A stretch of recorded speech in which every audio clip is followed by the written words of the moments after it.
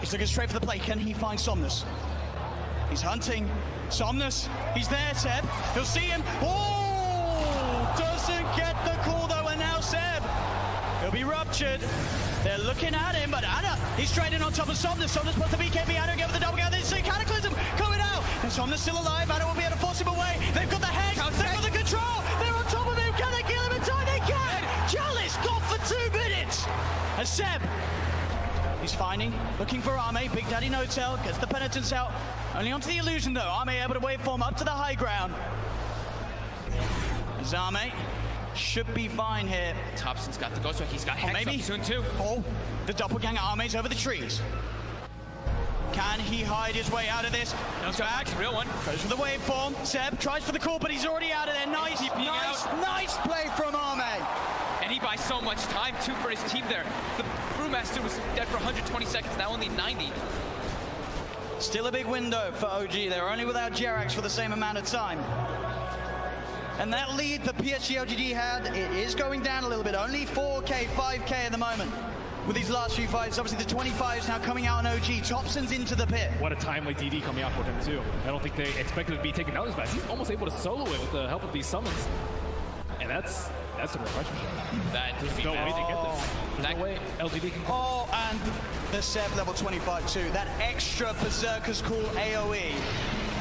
It catches people out. They don't expect it. It does not feel like OG T-Rex that. Yeah. The Berserker's Call now is, I mean, the AoE is really massive now when you have that talent. It's so hard to play against. Can PSG LGD do it? They've got the Basher now for Somnus.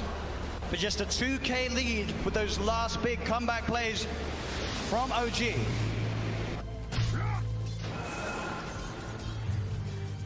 Still 30 seconds without Chalice. Double Hex coming out now. Thompson and these 5-second BKBs. Yeah, I mean, they were crushing with their BKBs. Being spotted out. Got the vision. They're on top of him. Thompson, he's in trouble. The Nullify comes up, but he got the Ghost Walk off as well as the Hex in time. Now, Somnus turns out, the blood runs down. Thompson! He's dead for 100. Has got the buyback available. PSG LGD will certainly look to force it out of them. FY, just what a shadow blade. It just, yeah, as soon as they split up, he finds the perfect opportunity there on Thompson. You got to be careful going out on the map when FY's alive. There's every chance in the world that he's going to be watching you from the trees. And at this point, I think for Ame, it's actually going to be very worth it for him to actually just try and burn all the mana from the Phantomizer, so we can't doppelganger all the time. That's causing a huge issue in the team fights. And I see that Chalice is using his Dispel Magic every single cooldown on these Phantom Lancer illusions, but there's still way too many that are causing havoc in these teams. It's too constant. Like that double cooldown being 3 seconds just allows him to always be able to play around a little bit around the brew. They don't really have this crazy AoE when you look at LGD's lineup to just clear out those illusions. It's really a lot based off them just trickling them down slowly with like the Shivas and the Radiants and knowing exactly which one it is. Yep, he doesn't have the crit talent, but now he does have crit from that Bloodthorn coming out. It's a lot of damage that Anna can offer to the fights now. And Brewmaster without BKB, very vulnerable. Cold Snap, Bloodthorn, Berserker's Call, there's a lot of ways that they can prevent him from getting that ult. He just commits it from the back, just to be careful. Make sure that he can get it off and get some damage in onto the tier 3s. Anna's going to start to try and fight against these Primal Split Brewlings. He'll be able to find one of them. He has been silenced. He'll take down the Wind Panda 2 as well by the looks of it. There's only the Earth Panda prevails. Seb jumps and he gets the call onto the Panda, popping the BKB as well, so they won't kill the Brewlings off. They do force PSG LGD away long enough that Thompson does not have to expend his buyback. Thompson back in the game. And then they're utilizing the PL very well too, by replicating him and sending illusions to get some extra damage on the tower. It's just one Rax left that's holding LGD away from Mega Creeps. And they're straight out. They're ready with the aggressive play, OG. Thompson, can he find a catch? He's close to having vision onto X-Nova. Should be able to find X-Nova. He is stalking him. He got sights of him for a second. He was a bit far away though. Oh, the tornado. It's got him. Thompson drops the combo down upon him. The stun comes out though. Oh, the counterplay. Jerax is there though with the heal, the tether. Keeping Thompson alive with the Abyssal Blade down. Candace here with the hand of God comes through. Thompson still alive, but Chalice gets the primal split out. He's been stunned. Thompson, the cheese, he's fine. Thompson, he goes down. They get the kill onto the Evoker. No-tail. Being chased by Arme. The bash is coming through, but the blade mail was already out from Seb. He tries to get the call off. The bash of the Cataclysm isn't enough to find the kills either. Leading forward, the Bloodthorn onto FY. Gets the kill onto FY. FY buys back straight Looking towards Somnus again, the doppelganger. Arme on top of Thompson. Thompson being saved by Jarex. Jarex over the tether. Arme turns into Rodero. There's the call. Sam, he catches Arme. Arme dead for 2 minutes. The Hex. They've got Somnus as well. Oh, gee. Double kill for Seb. The clutch buybacks coming into play. Nobody has a buyback available right now. As OG stand with 5 alive on the map, 100 seconds without the Morphling. This Doppel talent is just destroying LGD. They have no way to actually find Ana. Like Ben said, the Brewmaster's constantly using the Dispel, but it's so hard to find the real PL amongst all these illusions in all this chaos of the fights with tornadoes and chaos meters and everything falling all over the place. And look at this. The tier 3 tower falling. Ana frontlining it all. What's he scared of? The Blood Ride will come out. Chalice with the Shiva's Guard trying to initiate. But Ana, he's poking, prodding, beating down, and on the side, Thompson jumps in. Chalice gets in with the big the call. Seb, he's got the disable on the Chalice. Do they have the damage? They got on top of the Chalice. He's into the snowball. FY buying time for him, but now he's vulnerable. He's gets Hex. He gets Bloodthorn. Chalice buys back. Straight back into the game. Ana trying to find his attention onto X-Nova. Chalice leading forward. The Tornado going to be off the market. Only catches out the Bloodseeker, but Seb, he's looking for the follow-up. Jumps in, gets the call. The BKB was out in time. The Bananas on top of it. Did they have the damage? Seb's got the blade on FY. Okay. With the snowball again. Thompson, Jarex focusing the rags. Thompson gets the Hex up onto X-Nova. Seb healed up by Jarex. Ana still full health at the moment as the Brewlings are pushed back to the base. OG get the bottom melee racks. As still 30 seconds to play without the Morphling in the game.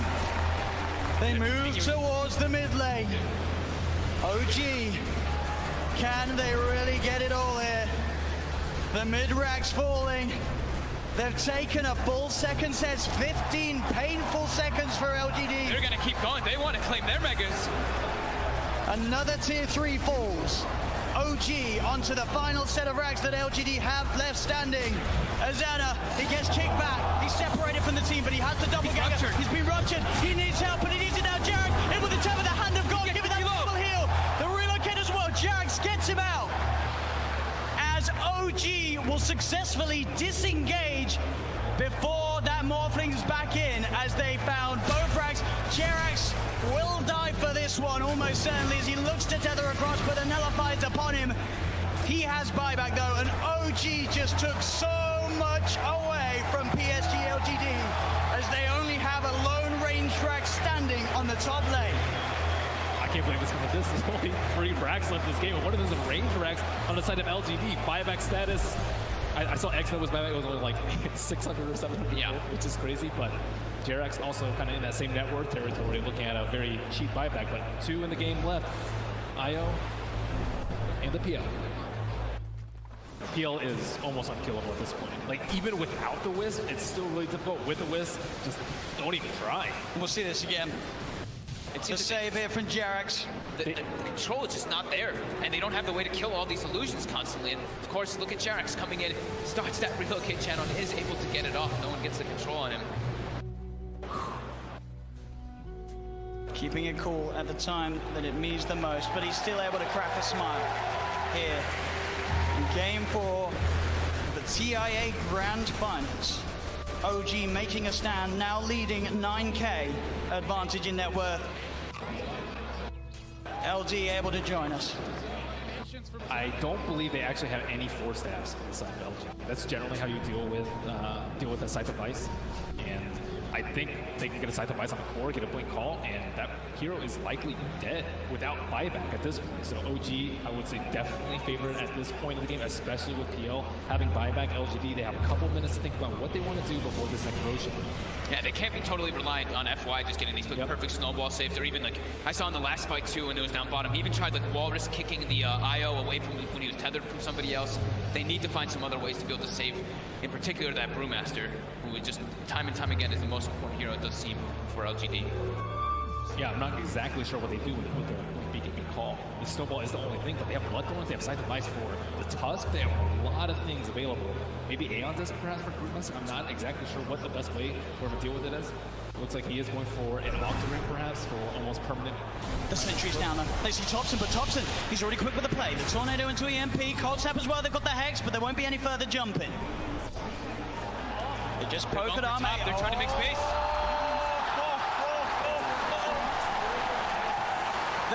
But the Mega Creeps! That's the distraction play right there. Up against the Mega Creeps.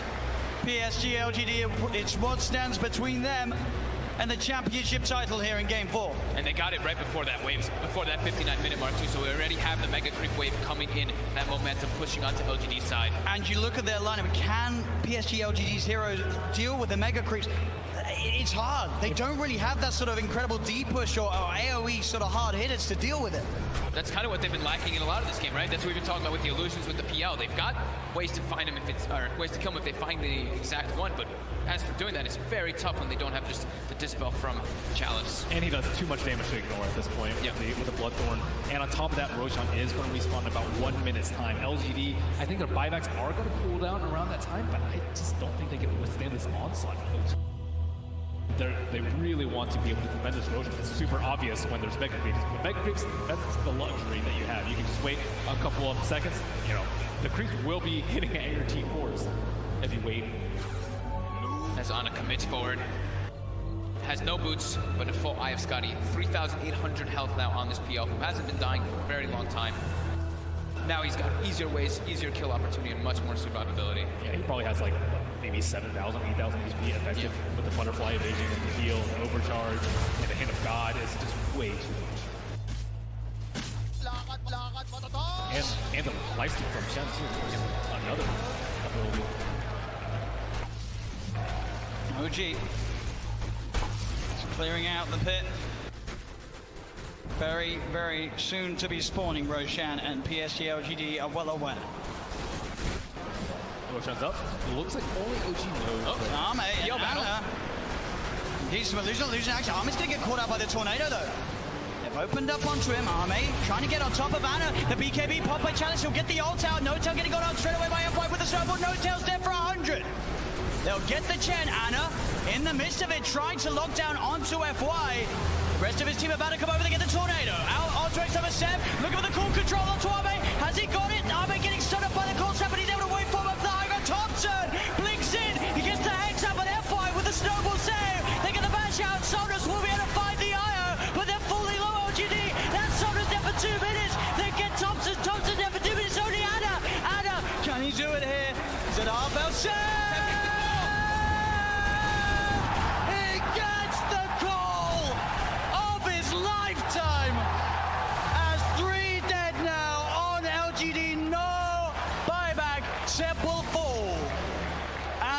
Kept alive off the back of that fight, as that very much looked like PSG LGD were able to tip OG over the edge, but that plus 100 Berserker score, you could see Seb as well being very careful with how he used it, keeping it to that opportune moment after any potential sort of Manta dodges have been done by Thomas Ame, and he gets the call.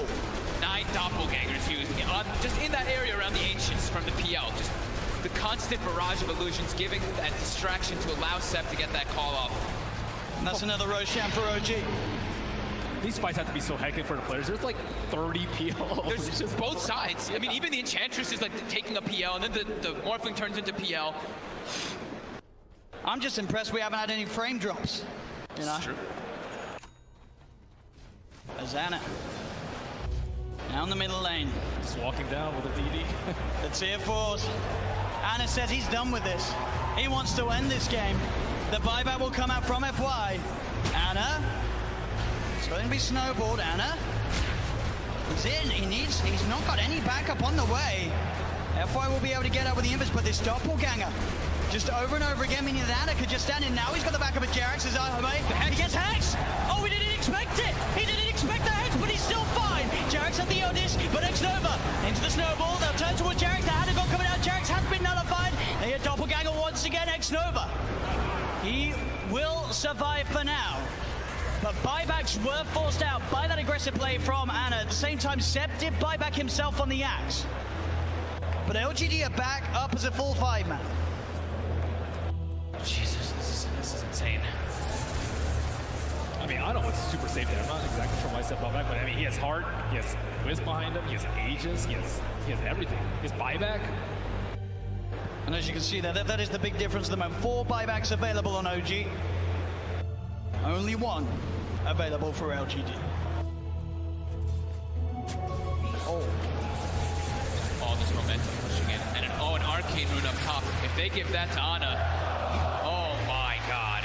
Even more illusions, even more doppels. Oh. Let's go. That is 2.1 second cooldown. 2.1 second cooldown. Oh man. Okay. Azana. This is it. He's ready to put it to use. Straight into the base he goes, doubling forward, he gets the jump onto X-Nova, the Ghost Scepter keeping X-Nova fine for now. Ana looking to turn his commitment towards Arme, Thompson comes in with a Deafening Blast from the side, the EMP finishes X-Nova off, he's dead for 110, Seb, pots the BKB, looks for the cool control onto F5, but F5 does get the snowball off in time. Arme looking on top of Jarrus, but Thompson turns, they get the Hex out onto him, he'll get himself back into the ball, the BKB's out in time as Arme cuts down Roto with a waveform, finds the kill. Ana looking to get on top of Arme, the BKB's about to wear off, the Mega Creep speeding down upon the Agent of LG. Seb in again. The call on top of Arme. Arme dead for 2 minutes. Chalice, BKB pop. He's trying to commit, trying to deal with Ana being silenced by the Blood Right. But the Agent is falling. The Hex is out. They're going to be able to find themselves. Chalice 3 dead on LGD. OG hitting the Agent. Hitting the Agent. Weird guy. Weird. Again, John. FY, he's found himself No-Tail out on his own. He's trapped him. There's No-Tail. Is he going to get any sort of backup? No, there's 3 still dead on OG. There'll be a slow and painful death here for No-Tail as Arme comes in for the kill secure. And I love the way that Chalice popped his BKB super early in that fight. He just knows, I just need to get my ulti off. And he cast it at a very safe range. He didn't wait for the last second of his BKB. He's not very greedy. And I think that's a lot of the reason why they've been winning these team fights. Seb has been struggling, still about 1,000 gold away from his BKB.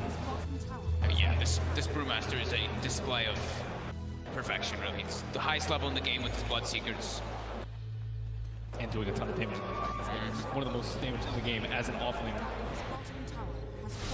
Now has full Shiva, so even more ways. He's pretty much itemized entirely just to be like, Ana, I'm ruining your game. I've got Radiance, I've got Shivas.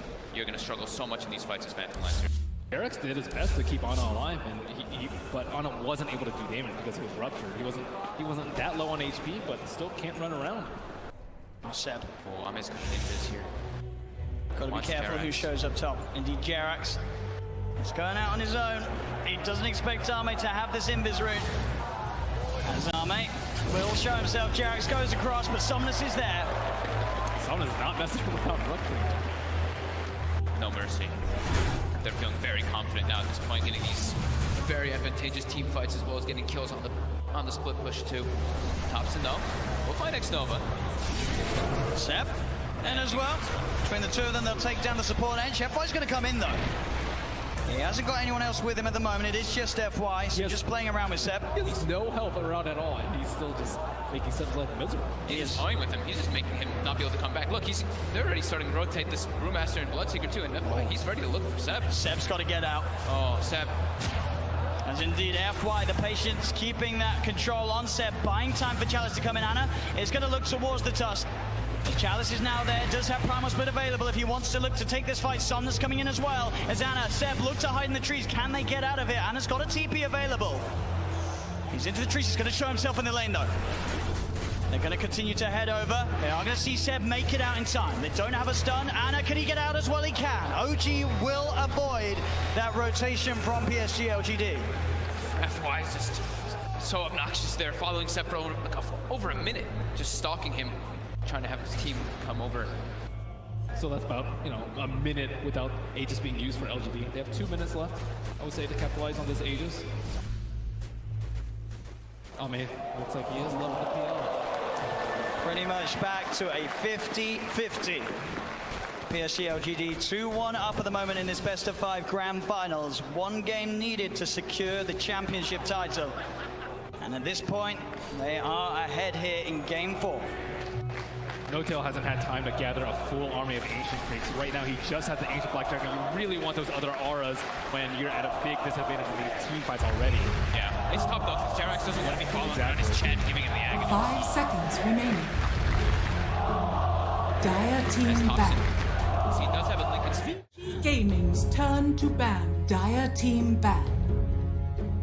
Vici Gaming's turn to ban.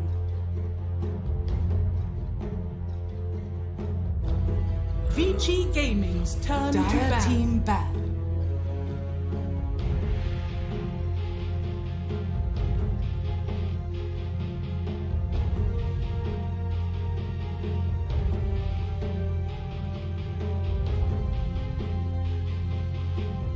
VG Gaming's turn to ban.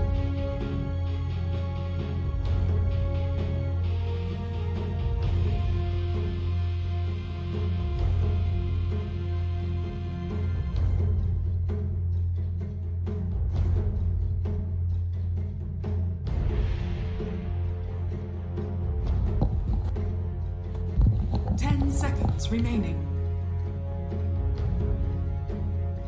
5 seconds remaining. Dire team pick. All right, ladies and gentlemen, welcome back. We are here for the grand final of the Beyond Epic League for the Chinese region between VG Gaming and Sparking Arrow Gaming. It is MLP Dota and the lovely basket bat. I'm excited, dude. Should be a good one. We got here pretty quickly. And also, I'm pretty sure this is a best of 5, right? The pitch is still set to best of 3 currently. I believe it is actually a best of 3. Oh, okay. I'm just going to double check that. Yeah, let's make sure of that before we... Anyway, regardless, it's going to be a good series. We got the rematch from the beginning of the playoffs. VG versus SAG. SAG, they did win the first game in that series, but VG came back to take the whole thing, so we'll see if SAG can get a bit of revenge. Yeah, no, absolutely. By the way, sorry, I was just reading to confirm. It is a best of 3, so... Oh, okay. Yeah, so it's not actually best of 5, it is a best of 3 final, and yeah, like you said, SAG will see if they can get revenge up against VG Gaming. We saw VG Gaming yesterday, and they were looking pretty darn good, not gonna lie. They looked very, very dominant yesterday in their match to get through to the grand final. Then again, SAG just looked pretty darn dominant a few minutes ago, so it's hard to say who could win out this victory, but this draft, you've got the clockwork there for SAG. 10 seconds. Husk now out for VG Gaming. Yeah, and yesterday and today, RNG have just kind of... They got flattened both days, right? Like, VG took them out 25 minutes, 28 minutes. Sparking Arrow took them out 26 minutes, 20 minutes. I don't know if something's a little dysfunctional in the RNG camp or what, but they're gone. We don't need to worry about them anymore. We can just focus on this series in front of us. I wonder as well, just looking at that draft from VG Gaming right now, they went the Venge, they went the Task. We know Eurus loves running that position 1 Luna, and I'm surprised it's actually been left here by Sparking Arrow Gaming. I imagine if you wanted to stack up that Venge aura with all the Luna auras, with the Helm of the Dom, it's a pretty decent strategy. SAG removing the Medusa rather than the Luna. You could still run the Pause 1 Luna. Yeah, it could definitely happen. I think the Pause 1 battle is a really interesting thing to point out, and well, there you go. Yeah, you're a little bit ahead of the curve there, right? So the Luna does come out. These two carries, I mean, of course, they're in the grand finals, but have looked statistically really, really good among some of the best players in the Beyond Epic League across all the regions. I think they've both got around 6.3 KDA or something like that, and you know, both of them rocking like a 600 plus GPM average. I think that's especially impressive in the case of SAG because a lot of their series have been 2-1s, so they are losing games as well. You know, often when you get these ridiculous score lines and these ridiculous stats about somebody going like 40-2 in a series or something, it's because they're just obliterating every single game. But the fact that he's still putting up numbers like that, even when they're losing occasional games in this series, is pretty impressive. And Sparking Arrow looks like it's just going to be more of the same. Lots of team fight, lots of presence from their cores and their supports, and then just letting God King do his thing and farming up. It's some very kind of traditional 4 Protect 1 Dota in a lot of ways. It is. The one thing I get concerned about for VG right now, notice as well, they banned the Terrorblade, they banned the PL, they banned the Shadow Demon. No AM ban yet. You've also got the Storm there. Now I realize it's probably going to be the puck mid anyway, but I wouldn't really bet everything on it quite yet because they do tend to run those very unique lanes that we've seen before from SAG. Yeah. And I kind of wonder, do you ban out the Storm last? Do you ban out the AM last? It could actually end up being a pretty good Storm game. Like, it's looking all right so far. A lot of the lockdown is fairly avoidable. It is within the realm of possibility that we could see like a 3 puck, a 4 Pango, and a 5 Clockwork. It does seem like for the most part with SAG, they do just like this position 5 clock, and it's been working for them. And that's where this Luna is, maybe a little bit scary, but the other thing to look at is that compared to the previous series and the previous Luna that we saw, there's so much more save here. All right, there's a swap to get Luna out of harm's way.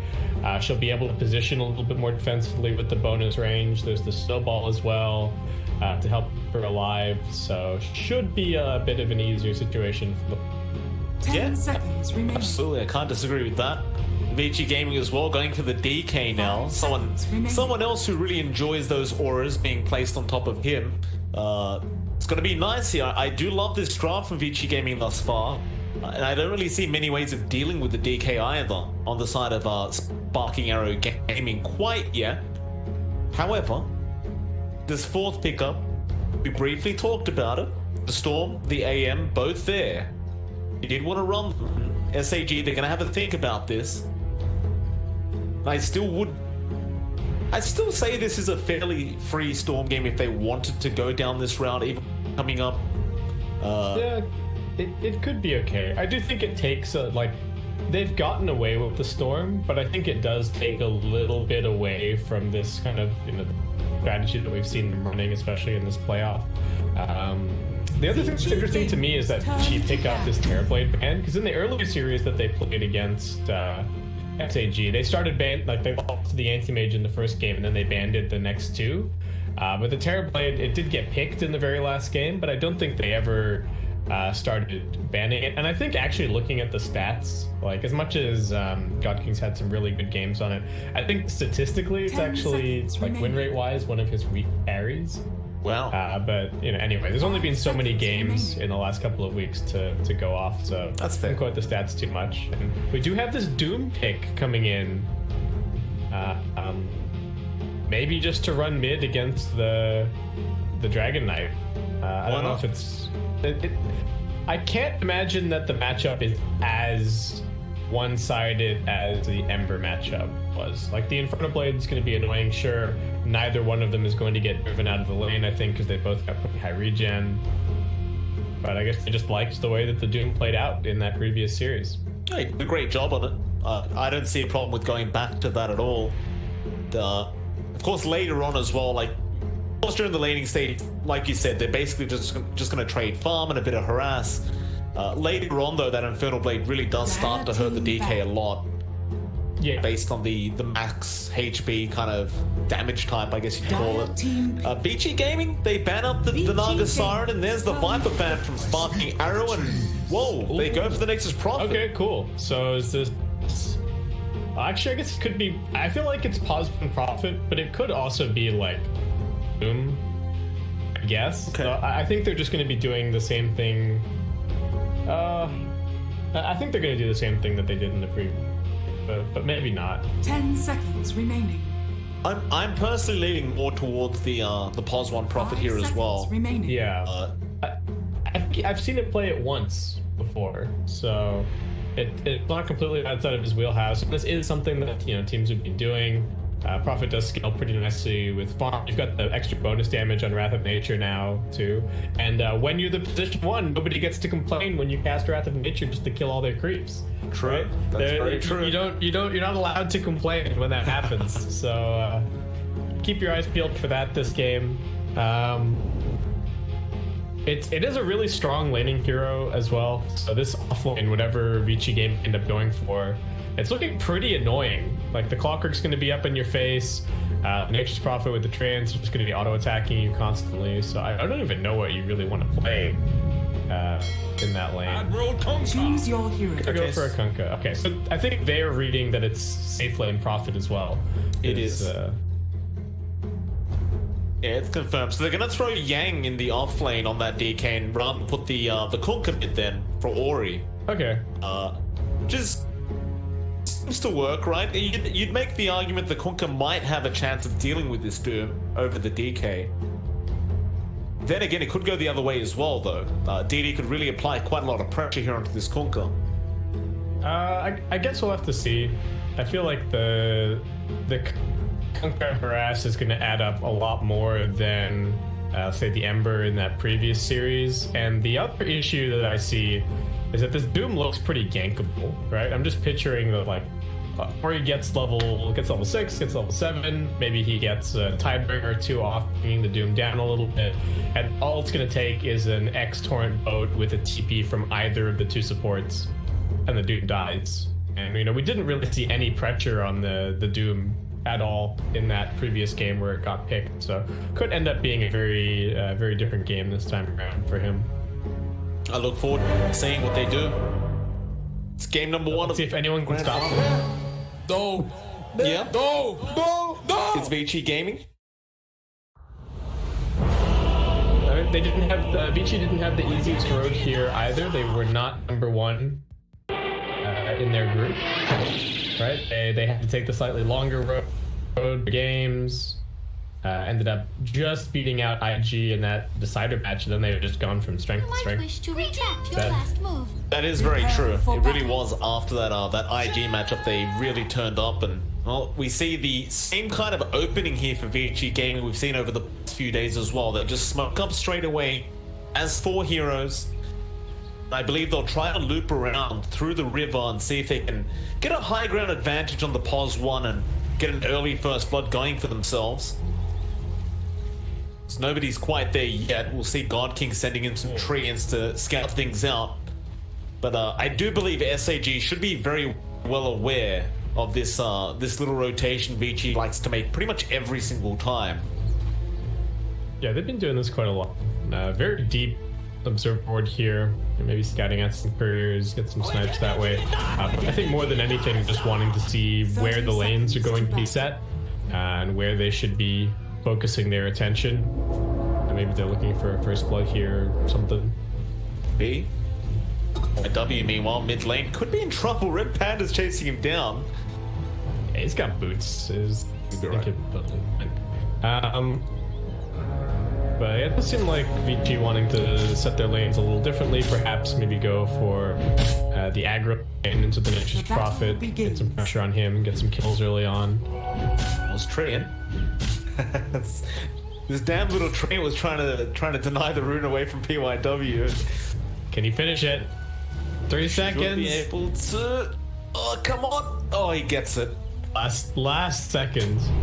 Nice. Oh, there's the value of the boots. Okay, so what is the response for SAG? I don't know if you really want to bring the position for Puck over here. So I guess the one thing that the Nature's Prophet does have going for himself is that, you know, all he needs to do is really get level 3, and then he could just choose to head into the jungle. Preferred move for the Prophet necessarily, but it isn't an, you know, it's an available one for sure. Definitely so.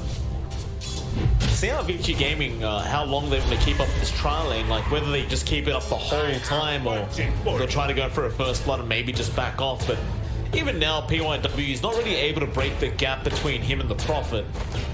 Looks like he's just going to go place a ward to block that small camp and maybe try and wrap around now into God King. Red Panda, of course, not really going to allow this.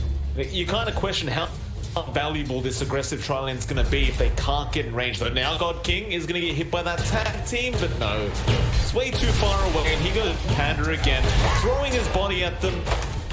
Just doesn't care if he dies, as long as he gets the damage out. Keeps God King protected. So long as he's trading and so long as the Nature's Prophet is getting CS, I feel like they're pretty happy. The God King not CSing too crazy well just yet. Been a couple of pretty big denies from Vici so far. Tag team out from PYW again onto Red Panda. This time they could get the kill, but no, Red Panda will be okay. He'll salve up. And, we'll have a look back at that lane in a second. Of course, mid lane, DD up against Ori on that Kunkka. Looking to favor Ori a little bit right now on that Kunkka, especially as the levels do go up, but then again, on this Doom. I can't actually specifically see him dying too easily, especially with all that bonus armor he got for himself in those rings of protection.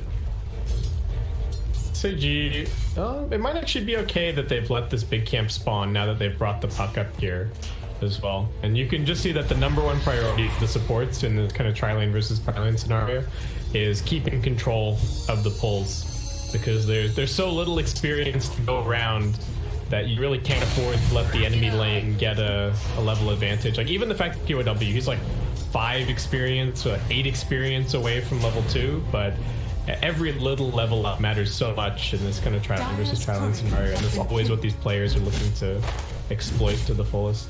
Looks like Red Panda's gonna get this though. He does. Nice pull. Of course, the bot lane as well. The last lane we haven't really looked at yet. Yang up against OP, got just 1v1. Yeah, it's going to be a pretty boring lane between these two. They're just going to trade farm the best they can. Right now, they're just very, very even.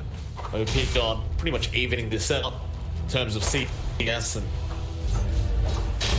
top Bit of a dive on Ori, but Ori. Tag team's going to come in. PYW a great shards out, and DD, he is going to be not necessarily the first blood, so the gold was split, but he is going to be the first kill of the game. That was a little neat out from DD. Yeah, and it's not like PW TP'd or anything, he just walked all the way over. I think he really just wanted to apply pressure. He'd completely oomed Ori, so I think he wanted to just get full damage on it. Shots. Top lane, God King. Tag team is there again from PYW. Now the snowball as well. And this will be a secondary kill coming up from VG Gaming. Both his TPs are down. He TP'd back to get items and then used the teleportation. So he's going to respawn, and he's got no way to get back out to the lane for an additional like 15 seconds. That really hurts his game. Great plays up from Vici though. PYW has been really on point in this position 4 throughout the whole league, but even just now the Tusk is doing a great old job, and they'll go in onto Red Panda now. Tan team again being activated, and they just can't trade. No, he won't go down. In fact, they may get the puck, but no. DY eventually does die to God King, who does get back in there and get the last hit off. Felix, luckily, the stick charges were available, so he will survive on the puck. So, PYW again going to go at it. 5-minute banner is coming. Tag team, Snowball going to be there. PYW outplaying the puck now. He'll rightfully take his bounty, or just leave for his mid lane. Speaking of, DD now going to be in trouble, being X'd up here from Ori. DY there as well. Torrent will connect. DD falling very low. There's that magic missile now coming out, and the shards from downtown. And it's a 5-1 already for Vici Gaming. Yeah, they are not going to let him have the same kind of game that he did versus RNG. Even with 8 armor worth of items there, still just kind of getting melted down. Plenty of damage from Vici. And, well, a lot of pressure now starting to fall on the veteran for SAG. OP God, he's going to have to make some plays to kind of salvage these lanes a little bit. How early did Vici just make them? Like, do we wait till that little spark and just make a rotation? Do we wait a bit longer than that? Maybe get the Vladimirs up first? He definitely wants the rolling thunder. There's no way that he rotates away from this lane before that. The only complication is that it's kind of hard for him to go and play elsewhere. King getting gone on again. That King, God King, he's dead. So all off the back of PYW on that Tusk. Ori, of course, was there as well, but he didn't even need to commit the boat. Running back to that mid lane now, maybe just clear out the jungle. Give DY a bit of space on that Vengeful Spirit mid. Well, this Nature's Prophet died already twice, and this is very unusual for God King to not have a free game in that top lane. I wonder how he does from behind. Radiant's courier has been killed. Yeah, we'll just have to see how he's able to catch back up. He's coming back to the lane, still feeling like this is the best source of farm for him, wants to keep the pressure on. And I think he's also trying to keep Vici accountable a little bit, to keep showing their supports in this lane, because otherwise they're just letting them have way too much on the map. DY is even going for some stacks here over in the Radiant jungle. for when Eurus is going to come rotating in here. Trying to put on some pressure, but again, this is just like, are their supports willing to help their Luna? Because you can't let them get away with being split Bot lane. 5 all the way across the map. Yang's going to be in trouble on that DK, but no, they don't have the damage output, even with that Rolling Thunder. Just not enough magic damage there from Felix quite yet, because he's only level 4 in the park. It did force a rotation in from Ori and D1, but that's really all it got done. Yang is still just perfectly fine. Like, they may go again. I'm gonna try. So the Puck is a very different hero from like the Tusk or some of this other stuff that we've been seeing Felix play. I was actually looking over some of the old replays, and I was looking at some of the previous events.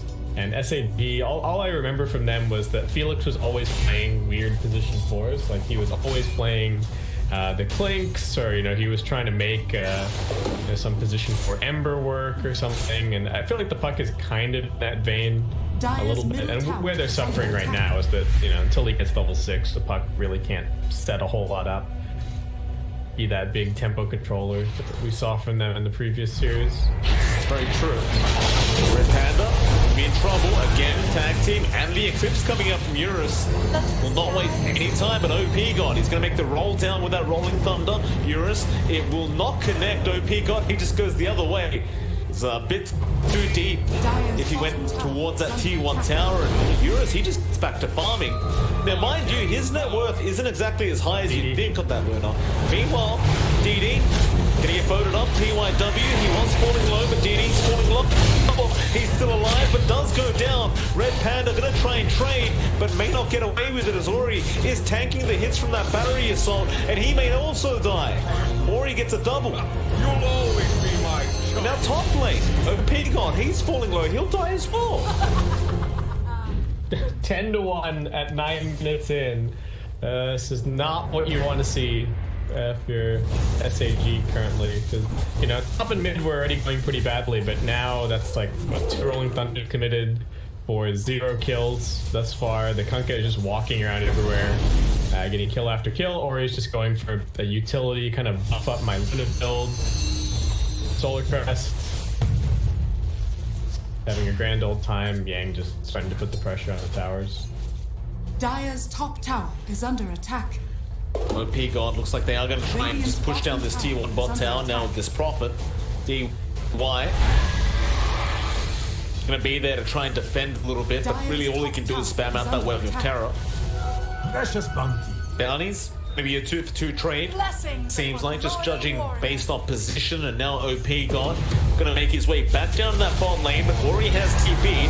X is gonna be there on Golden King with the boat flying out as well. The Prophet's gonna be falling very, very low. Now the torrent to boot. OP God with the Rolling Thunder, but he is too late. They've lost the Prophet. The best they can hope for is DY, but the swap out now. Felix is here. He does have Dream Coil as well, but he doesn't really want to have to commit onto P1W, so he'll hold out. But now a 2-man Dream Coil comes out. Still, this puck is falling very, very low. Now DD comes in with the Doom on the DK, but is it going to be enough? He's falling low on the Doom now. He'll go down. PYW also dropping on the Tusk as well as DY, but this fight is all BG Gaming. OP got the one last guy left, and well, Eclipse is expended here from VG.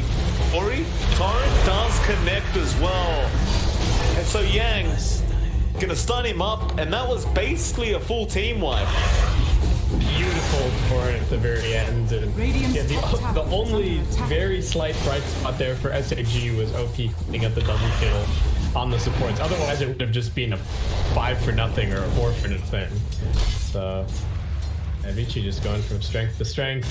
So much strength, so much team fight presence out of the Kunkka early on here, and just not a ton of damage from SAG. Right, it was a 2-man Dream Coil.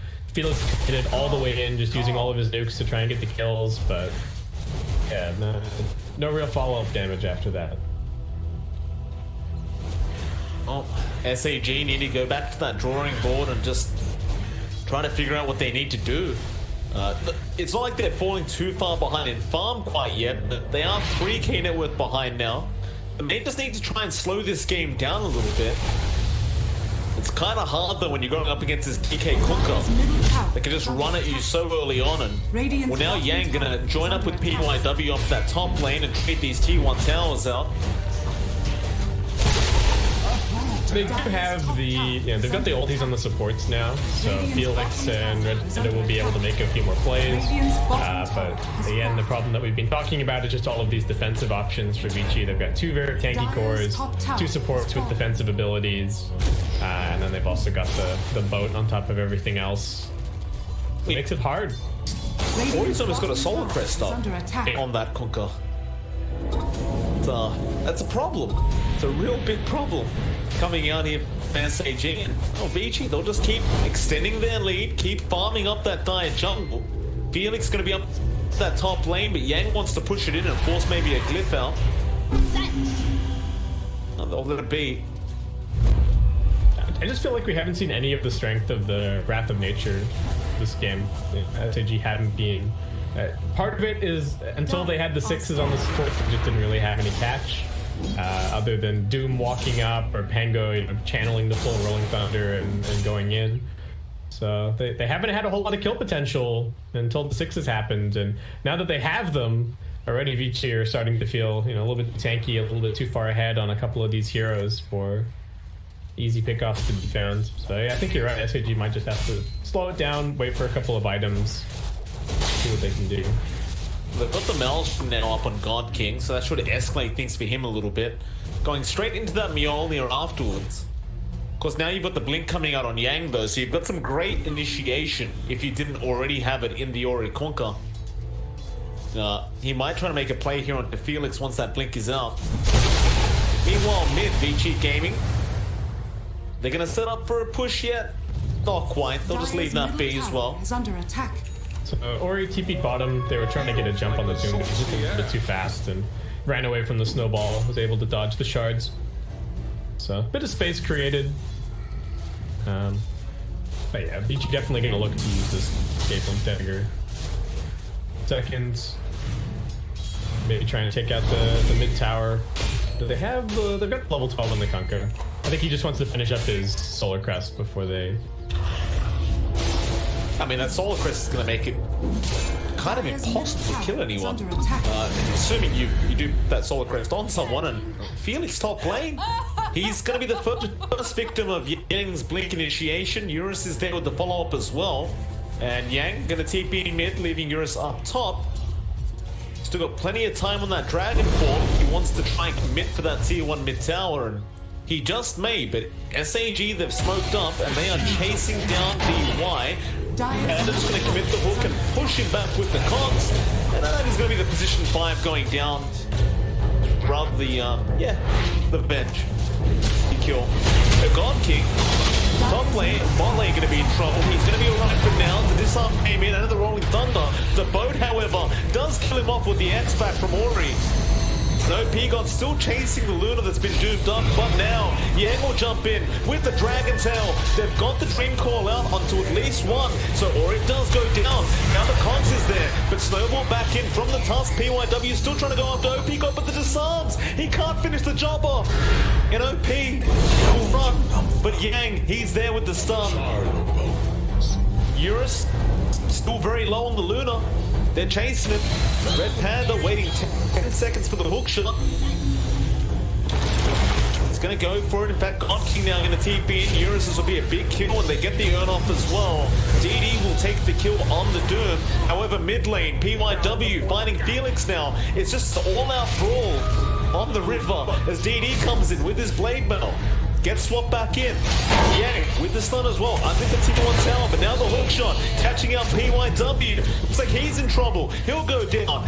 And he's still trying to make a run for it, but they've got the X off now. He should get it. It will be. And I can't really tell you who won that engagement basket. It just went on for a very long time. Yeah, it just kind of kept what we had. Prop died, Doom died. So all 3 corps died in SAG. And I think when it was everybody except DK on Vici Gaming, I I imagine probably pretty close overall. Doesn't seem like the numbers are moving too much, and Avicii just come in, and we'll just end up finishing the tier 1 tower. The thing I was going to say before is that DY knew that he was going to die going for that rune. They had before they scouted the smoke, so he knew that he was trading his life for 50 gold for his team there. That's fair. And the right play to, like, drag heroes toward the top side and then try and go for a jump at bottom, and I just dragged on for way too long. Definitely got a little weird in the end there. Still, Vici Gaming definitely looking to be the ones in the driver's seat. Eurus still farming great, has the Mask of Madness and Yasha up, and almost has the full Sergeant Yasha up. So their item progression is still just going swell for Vici Gaming, and they're going to take the outpost away from the Dire side again. SAG, they hang around the Radiant side jungle for now. You've got to be a little bit concerned seeing PYW now get that blink up on the Tusk. It's going to make it that much more scary going into this position for Tusk. It's currently 6-2. It does seem like this game is kind of turning into a little bit of split push cat and mouse. Like, I think the clearest thing to look at to see the evidence for that is the fact that Felix has picked up Boots of Travel on his position for Puck. I think the plan that SAG are hoping for currently is just shove waves, buy space, let the Prophet continue to farm up. And Vici are trying to respond by buying a couple of Blink Daggers. They've got one in the PK, they've got one in the POW that you were just talking about. Felix tried to orb away. X was there in time for Mori. Felix is almost certainly just going to die, though. He commits the Dream Coil, but there was 4 heroes there just in case. So with that, Vici Gaming continue their onslaught. Under attack. So try to maybe force top. No, they're going to leave that be. But they're just more than happy to just keep control of this game and maybe even go after a Rochan kill. It's going to be the immediate target that is scouted out, but this is fast. I don't know if they can really do a whole lot to stop it. Hard with Solar Crest and I'd say Red Panda, he's making his way there. He's going to try for this. Rocket Flare is out, although DY is going to block the way. He needs to hook shot now, but he will not. There's really no angle for him to go for from that angle. Vici Gaming first ages of the game going their way. Yeah, that's nice. There wasn't really any way for them to defend bottom, and I don't know if they were going to be able to get to any other objective in time. So nice to grab that. At the moment means that Luna can farm a little aggressively. I like the use of the X marks the spot as well. They set Eurus down bottom to just clear out that wave and get it pushing in the right direction, and it gets brought straight back to mid with the X. So they're making all the little plays that they can to deal with this split push. Committed the Dream Coil trying to get away from Yang, but PYW is just on top of him. Yang will be able to secure the kill on the pump. Just so desperate to get this top lane pushed out and not allow Vici Gaming to keep taking control of this jungle, but it's really not working out for him at all. He just keeps throwing his body trying to do it.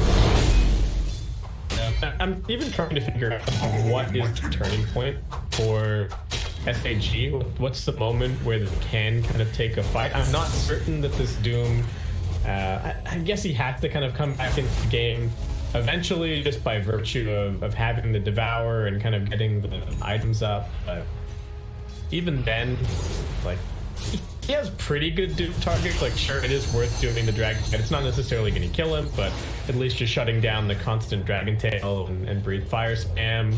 It's not really that useful on the Luna once she gets enough items, like the Satanic that Eurus has queued up. I don't think he's really going to care after that, and Kunkka, as long as he gets spelled up, he's going to be pretty happy. Forest punch mid lane with the Dragon Tail, though there will be a Cogs out and Battery Assault now being thrown out as well. Back onto PYW, they'll get the hook shot, they get the Tusk kill, but now the X-Bow being thrown out on DD, and he does go down. Red Panda as well will be punished for getting PYW. Nice Cogs pushback though, but Eurus, no, he'll have the range with the Lucent Beam. I mean, you talk about that kind of comeback potential here from SAG. They haven't found it yet either. I suppose they're back to putting their trust into God King. to just farm up to the point of no return on that Nature's Prophet. But it's a matter of whether they have enough time, because Eurus, he's farming just faster. I don't know if you thought that, but they were just trying to keep swapping to interrupt the roll of Thunder animation. I don't think they had close to enough damage to kill him there, but they're keeping pressure on. Vici really just running at them non-stop, and it does seem like the way that SAG are playing this map, they are 100% set on this idea of, alright, just buy time. Felix, even if he dies, he's going to keep running top, he's going to keep shoving that out to try and buy space. YW, CD again, there will be a BKB. OP will come in, and now hookshot. Red Panda, he got the big one. He caught Eurus, but that Solar Crest going to make it very hard to stay near the Luna. Here comes Felix as well. He has the Dream Coil, but won't commit quite yet. They'll go back onto OP God, and they'll get the kill on the Pango. And it's back there. What was he doing? I don't really... They were Rolling Thunder still on cooldown for 25 seconds. He just kind of walks in and dies. It feels like maybe he felt like he had to help his team, but seems like a little bit of a feed, and that is the 10-second BKB also being expended for the Doom. It's true. Not really panning out for them. You'll see Felix trying to split push mid, but no, Yang, he's got the catch again. They commit the Dream Coil to try and get away, but it just hasn't worked out. Yang continues to haunt Felix Shaba. Yeah, he's been all over it, showing why a lot of these Chinese teams like the Dragon Knight so much, this flexibility. Run it in any lane, and then always have the sort of the reliable, gives you catch, it lets you through buildings, what's not to like. They very quickly bring down this mid tier 2. They think for a second about looking towards the tier 3. I don't think there's really anything to force. And just let tier 1 bottom and a tier 2 top for them to work through. Yeah. I mean, with this control as well, there's just no need. You're picking up the creep wave. They're not really going to try, are they? I guess they might. I guess they still got the Aegis for another... Well, it's only for another 10 seconds. They're doing it fast. Yang jumps in, straight in with the Eclipse as well. It's a lot of damage out of the God King. He will touch straight off the bat. Now the Doom's there on the Luna, but is it enough? The Aegis, it does expire now. Red Panda hooks in, a Great Cogs out. Eurus will die. They're all trapped in there. But it's not going to be enough, or maybe it is with the Dream Coil. They could try and turn, but Yang, he is frontlining. He does take down Felix, and they just don't have the damage output without God King there. PYW even jumping back onto Red Panda, but here comes OP God trying to fight back there with the Doom. It's going to be enough, however. Yang is trying to run out of there. They do kill off Red Panda. Now Yang still just flying away, and OP God just can't get the damage out. Maybe soon. He almost has it. The Dragon Tail out. OP is still trying to swashbuckle, though no. He misses the last one. They'll still get DD anyway. PYW now turning back around, and here comes Yang. He got a regen rune of all things. Now he's back up to pretty much a healthy spot, and OP may just be dead, though no. God King, TP's back.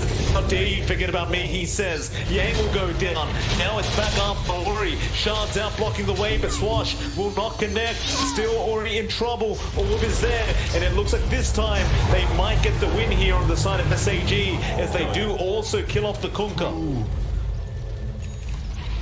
Well, it almost looked okay for Vici. You know, I was like, oh, are they even winning the fight while having no Luna at all? But no. In the end, they just don't get turned around on, and SAG finds some really nice kills.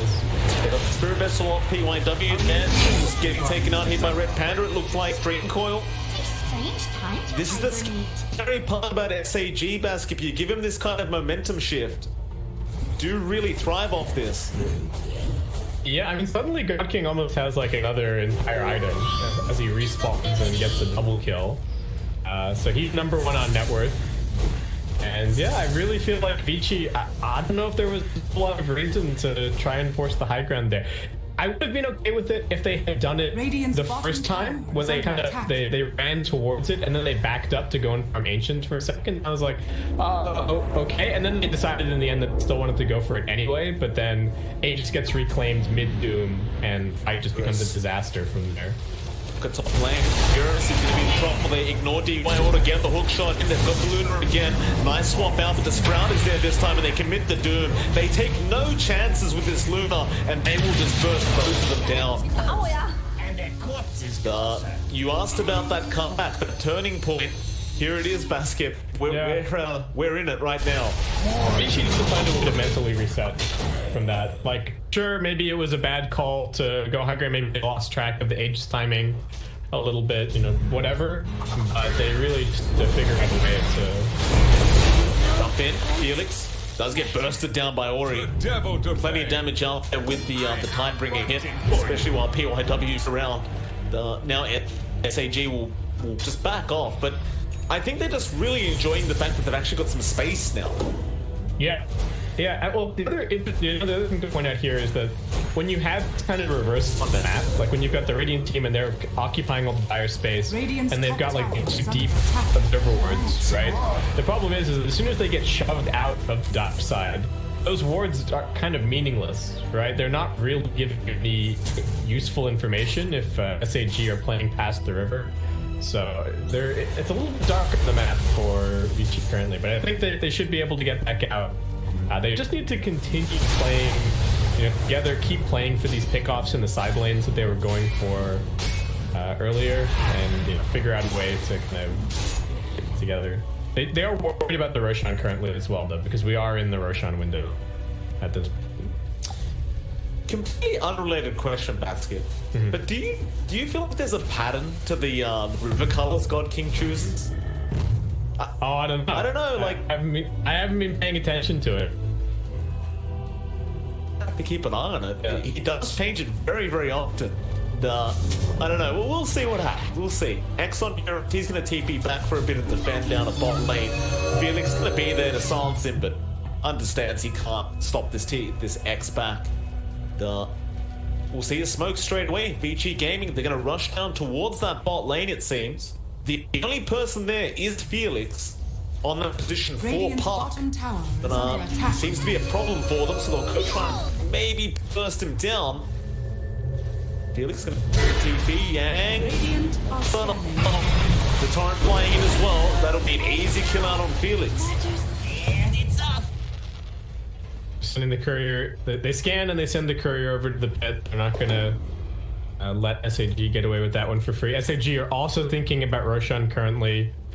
Whoever grabs this next Rosh is really going to secure a lot of control over this game.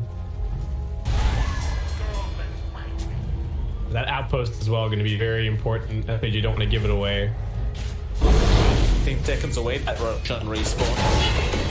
Down DY, hookshot in straight away from Red Panda. They want the advantage now. DY, he's falling very low. Rolling Thunder in as well. Back into the backlines for OP God, just controlling up that Luna. They'll get DY first. Now playing back in onto that Luna. The three-man Dream Coil. They are catching a lot out here. This looks really bad for the side of VG Gaming. They fought back on Eurus and DY now, but they are not going to make it back fast enough. They'll lose PYW. Now Yang's being chased down. They're TPing into that mid-tier 2 tower, but DD is keeping them back. They will finally take him out. Now Felix will also die. Yang barely missing out on the profit. They may get Red Panda. Chance gonna be out there. One's there though from DY, and Red Panda will also die. And it looks like they did make it in time. VG now with those buybacks gonna claim that Roshan. Very nice done with the buyback. It was a very well executed attack before the point. They brought down Eurus without him really being able to do anything, but VG thinking kind of one step ahead. The buybacks in reserve, now they're going to use them to secure the Aegis, so kind of negating a little bit of the problem. This Aegis profit is still looking pretty big. God keeps doing a ton of right-click damage in these fights. Quite comfortably #1 on net worth. Gonna put the AC up soon. Yeah, and it's not even certain that this Aegis is going to get lane attracts for each, which is kind of the scary thing, because now they've got the Aegis and the cheese. Sure, that's going to get them back in control of the game for a little bit, but there will still be there's this window after that's done where the Luna is going to be a little bit more vulnerable. So they just could they have to get, I think, one lane in this in the Aegis. See if they can do it. I see Eurus for a BK, excuse me, not a BKB, a butterfly now, and a BKB on top. But when I see butterflies come out, the one thing that comes to my mind straight away is the Divine Rapier for Cod King. I wouldn't be shocked if he sees that butterfly, finishes off the AC, and says, "Screw it, I want a Divine." He did this yesterday with a Terrorblade game that they were ahead in, where he just wanted to buy a Divine for no reason. Could happen. He's got the MKB queued up now, and he's actually, I think, seen that the butterfly is almost completed and just ditched the AC idea and it's just going bar. Fair enough. TP's in, top lane, they do get the snowball off, but he has to bump around the corner. There's that Dream Coil and a hook shot, but a nice swapping up from the bench. It will keep him alive. Now the boat flying in. Ori, it's a great boat. Another swap out on Yang this time around, though. DY, he is dead, and now the Rolling Thunder out from OP gone, but the Eclipse is there on Eurus. It's not doing anything, though. He's going to die very, very early on, and that'll be the Aegis. In fact, they'll lose and PYW as well, just on the tail end of that, and well, the back comes out from OP gone. Eurus has nowhere to go. He's trying to run. He'll eat the cheese, but it will not matter. It'll be a 4-for-1 trade. Oh man. So Eurus is looking at that fight and he's like, alright, Doom's being used, there's all this other stuff that's being used. I should just be able to run in with my Satanic and my Aegis and just 1v5 this fight. And he just gets slapped. He popped his Satanic on the first life, got like one auto attack off, still just died. None of them have a flyback either. Yep. So they're going through backdoor protection now, but SAG realize. I mean, they know, right? They know that Luna's got no buyback. I think they're just going to go tier 4. Yeah, screw it. We've seen this one before. You can't do this up against SAG. They have balls of steel. They will go for the tier 4s every single time. There's a Deso being bought out by OP God now. They'll rush the tier 4s. D1 will be back up in 2 seconds. But how do you defend in a 2v5 situation? There's the Ancient. It's exposed. DY, he's in trouble. They call it. It's GG. They can't defend without the rest of their heroes, and DY is already gone. And there's a celebration out onto Bo3, and oh, Vici, gang, what have you done?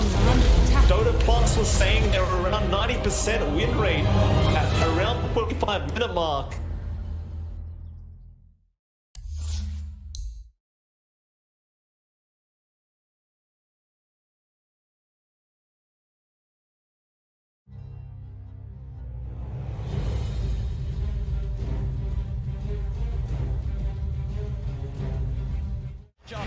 FY, he's found himself no tail out on his own. He's trapped him.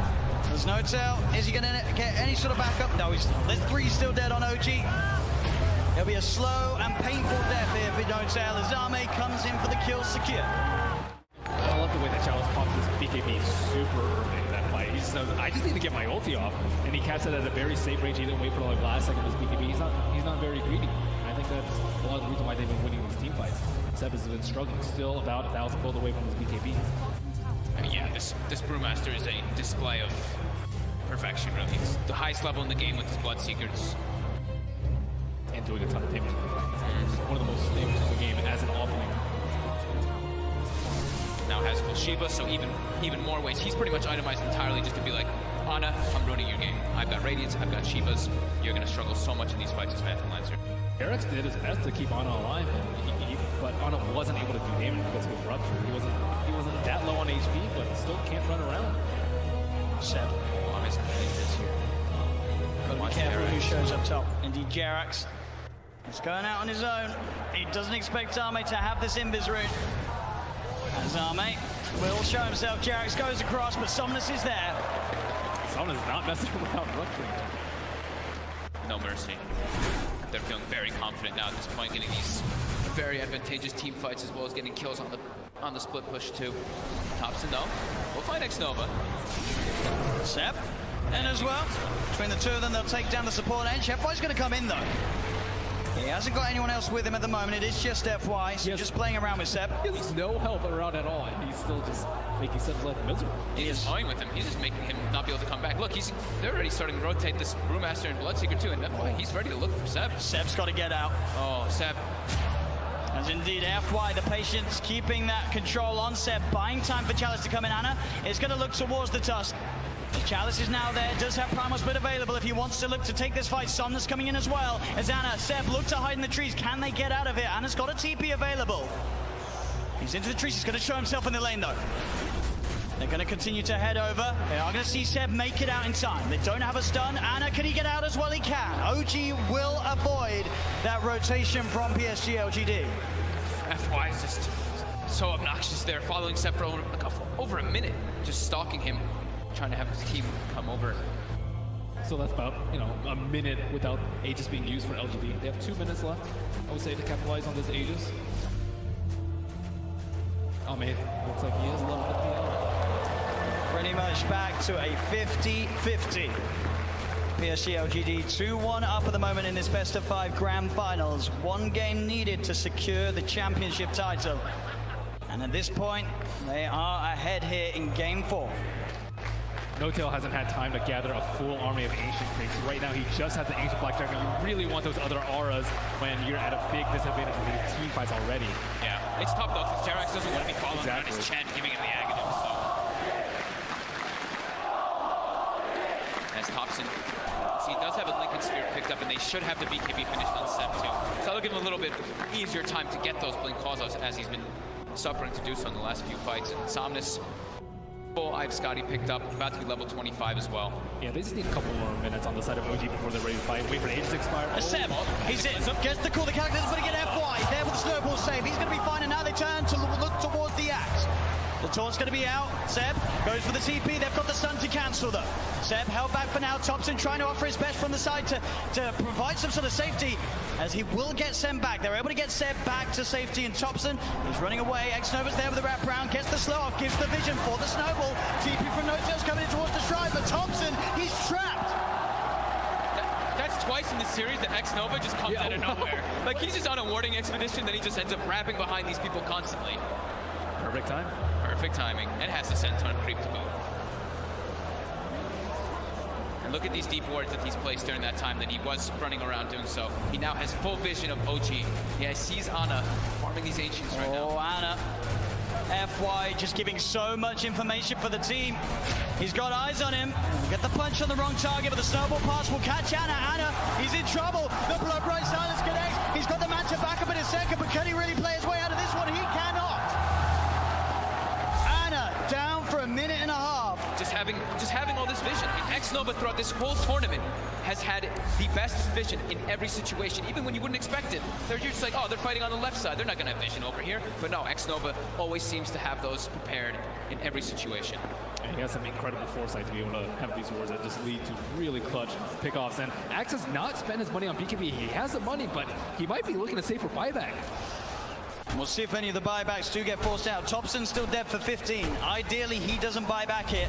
They may have to buy back on Ana. He's gone for 50 seconds. The split coming out from Chalice. He's ready to push in, look for the stun on No-Tail to hold back the Chen. As the mid-racks are exposed, PSG LGD, 40 minutes in, able to open into the base and clean out this mid lane of racks. Still Ana holding on to that buyback. And they're going to keep going here. They really want to force this PL to come back here. Stun onto Thompson. He will blink dodge it. But another tier 3 tower falling incredibly fast. They really don't want to use it. Seb jumps in, gets the call onto FY. There's the buyback. The Cataclysm isn't enough to do anything. It isn't. PSG LGD still fighting strong. Thompson getting focused by Somnus. Seb taken down by Arme. The triple buybacks now out as Ana in trouble. He's pulled back for this one. The deafening blast onto the 3 of them. Knocks them back, but Ana gets focused. Seb! He's in with the call. He has the control onto the morphing Somnus. Now being chased by Thompson. Leaks in with the cold snap. The PL army's on top of it. They get Somnus too. As OG, they have to expend 3 buybacks, but they hold on to the top rack. Somnus now down for 2 minutes. No buyback available on this Bloodseeker. Yeah, he's 400 gold short of it. It's up in about 8 seconds. OG, they have to make so much happen here. They have to push out all their lanes. 2 of the side lanes are already going, but I think trying to get some kills here, like on FY here, would be very ideal. I mean, look how close the Brew is at 25. So close. With that primal split cooldown. Oh, Thompson, he sees it FY. He's used the snowball, he turns with the combo FY with the self-fuels, but OG, they've surrounded him. Seb jumps in with the call, the blade mail, FY's gone. Instant buyback from FY. Still that scary, scary time for LGD. 75 seconds without Somnus. OG have the full 5-man pushing in all 3 lanes at the same time as they approach LGD's base. I don't even know if I get the edge of this team fight. The LGD are goal, but no blood take up to 60 seconds. This could be disastrous. He's got a full BKB on Seb as well. Chalice really wants to hit level 25 before he pops that primal split. So close. Just got to be careful, Seb. Looking for that blink initiation. Chalice is stepping back. Grabs, they give him the tome. He needed like 5 experience and they gave him the tome just to make sure that he gets it anyway. Just playing as safe as possible here. Looks like OG don't feel that the window is big enough for them to push in whilst this Bloodseeker's still dead. They'll back away. They can't count. They bought back 3 heroes. They weren't able to get any T3s, and there's no Roshan up yet. Big Daddy No-Tail's praying for a Roche right now so they can get that refresher, but it's not going to be up. And maybe we'll dodge a bullet. At least they got a good amount of economy off that, right? It was up to a 15k gold advantage, and they chunked it down to 7. Same thing with experience. So they did get quite a lot out of that one, but they ideally wanted to get at least one of those sets of racks to get some momentum pushing in with those 3 buybacks used. Absolutely, it is this really scary moment of the game now for OG. We're about 5-6 minutes still without those buybacks available. If PSG LGD can find that one team fight, it could be the team fight to win TI in this window of time that they now have presented to themselves. Ana's gone full in for that butterfly too. As they pick up also an Aeon discount Jeremy, so protected in O. DD did spawn, however, was killed. It's also pretty scary for Maybe right now. He only has a 5-second BKB, and he does a lot of damage and will get wrecked by the X-Blade Mail Call if he finds it, especially with his BKB now. There's not that many ways to stop him. It's just all about FY and Chalice, right? Just either saving or just getting into the midst of the fights and not allowing OG to get the picks. And the spark, it's going to be dispelled. Let's get dispelled. He's in the trees, they're on the high ground, they've got the vision with the Shiva's covered, Anna's on his way over, they've got the snowball down, there's the counterplay, Seb jumps in, he's able to find the call onto Challenge, but Challenge already got the BKB out, the Sunstrike's going to be down onto FY, but FY will survive. Seb pots the BKB, he'll try and stand his grab, but Seb, he's going to go down, no buyback on the Axe, as Jerax as well, surrounded by PSG LGD, the Eon disc will block, but they'll fight through it. Vici Gaming's turn to ban.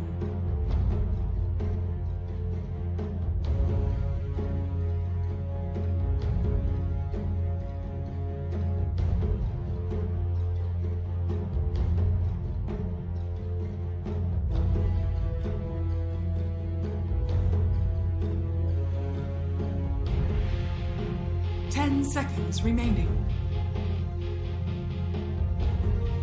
5 seconds remaining.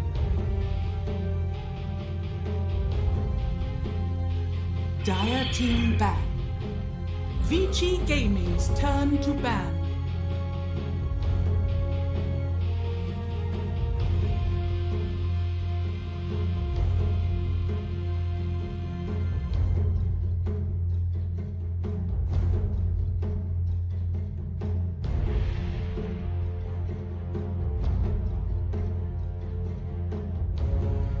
Seconds remaining. Dire team ban. Vici Gaming's turn to ban.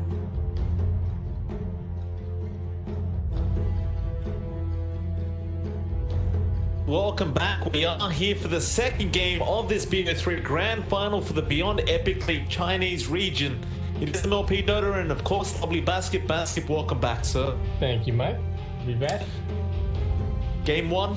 10 seconds. It looked like Vici Gaming had that under control. 25 minutes in, Dota Pod said 90% chance of victory. You asked the question, how are they going to come back? And one team fight. That's all it's for. Yeah, one team fight. A pretty mighty throw from Vici, I think. This time around, the Luna is going to be banned, so SAG really showing some respect there. And maybe Vici not going to be getting rid of any of the God King heroes. I do wonder if he's a little bit of like red herring in these last 2 series, because I would say that in the RNG series he didn't even really have to do very much, right? Like his heroes were kind of influencing the drafts and whatnot, but I don't think he had to make any big plays or anything on those 2 Phantom Lancer games. Last game I also think he kind of got shut down in the early game. He recovered okay, but also didn't really make any ridiculously flashy plays. And Vici are going to say, all right, look, we're done with this clockwork. I was looking at the numbers where Panda did an absolutely ridiculous amount of damage in the previous game. I think part of it was that he had a vessel and he was against some really tanky heroes, but still, they're going to force something a little different, and Sparking Arrow can start with eventually. Seems like a nice way to start anyway. Like, this Pulse 5 Venge has been very, very popular as of late, and it opens up very niche kind of drafts as well that you can run. Well, yeah, I can't blame you you the juicy draft a little bit. Sure. Which is cool. I mean, it's not banned as well, so they could definitely go down the round if they wanted to. Vici, how will they start their opening duo though? The DK is still there. I think they could easily go for that again. I don't really think they had too many drafting problems in the previous game, so I think they know like a DK Tusk could be just fine. There might be some conversation happening about, okay, we felt really pressured in the last game to, I think maybe part of the reason that they go high ground there when they really couldn't is because they might be feeling that if it goes late enough that they're going to be in big trouble, and they're constantly getting split pushed by the puck and the Nature's Prophet, so maybe they felt like they were losing their grip on the game a little bit, and maybe this time around they'll try and have something that they feel more confident like going into the late game with, so that they're not going to be under that same level of pressure.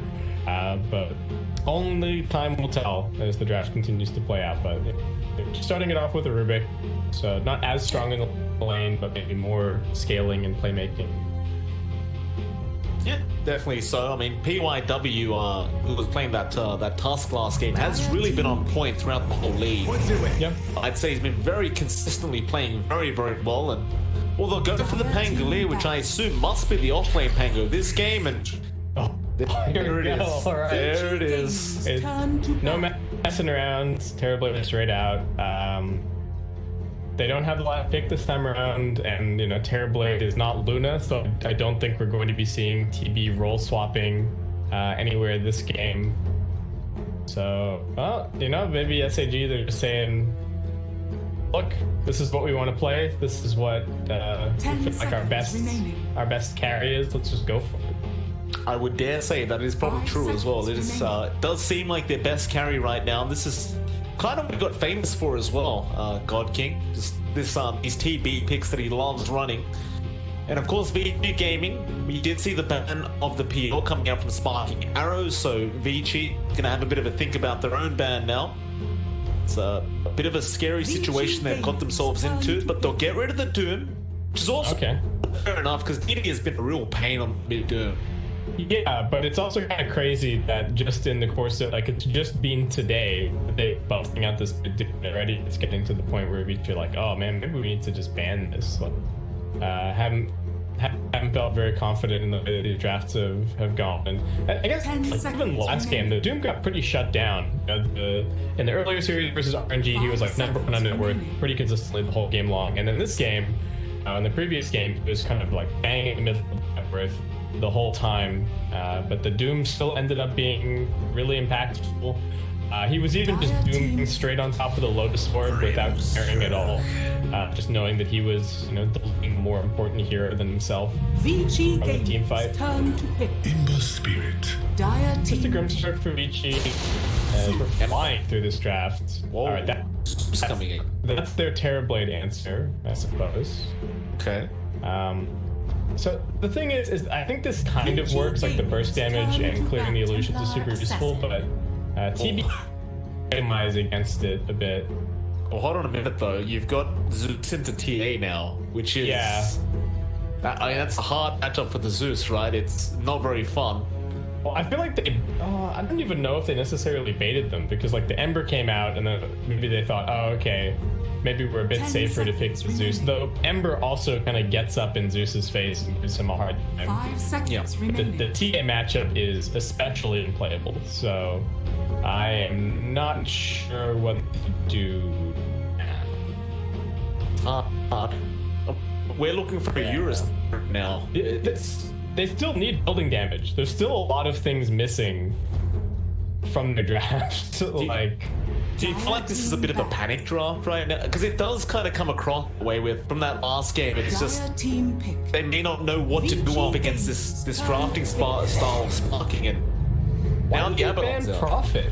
What? You may now select Alright, so Spark comes out, but okay, just a mad dash to the end here of these last couple of picks. It's the grand final. This could potentially be the last game for the region for the Beyond Epic League.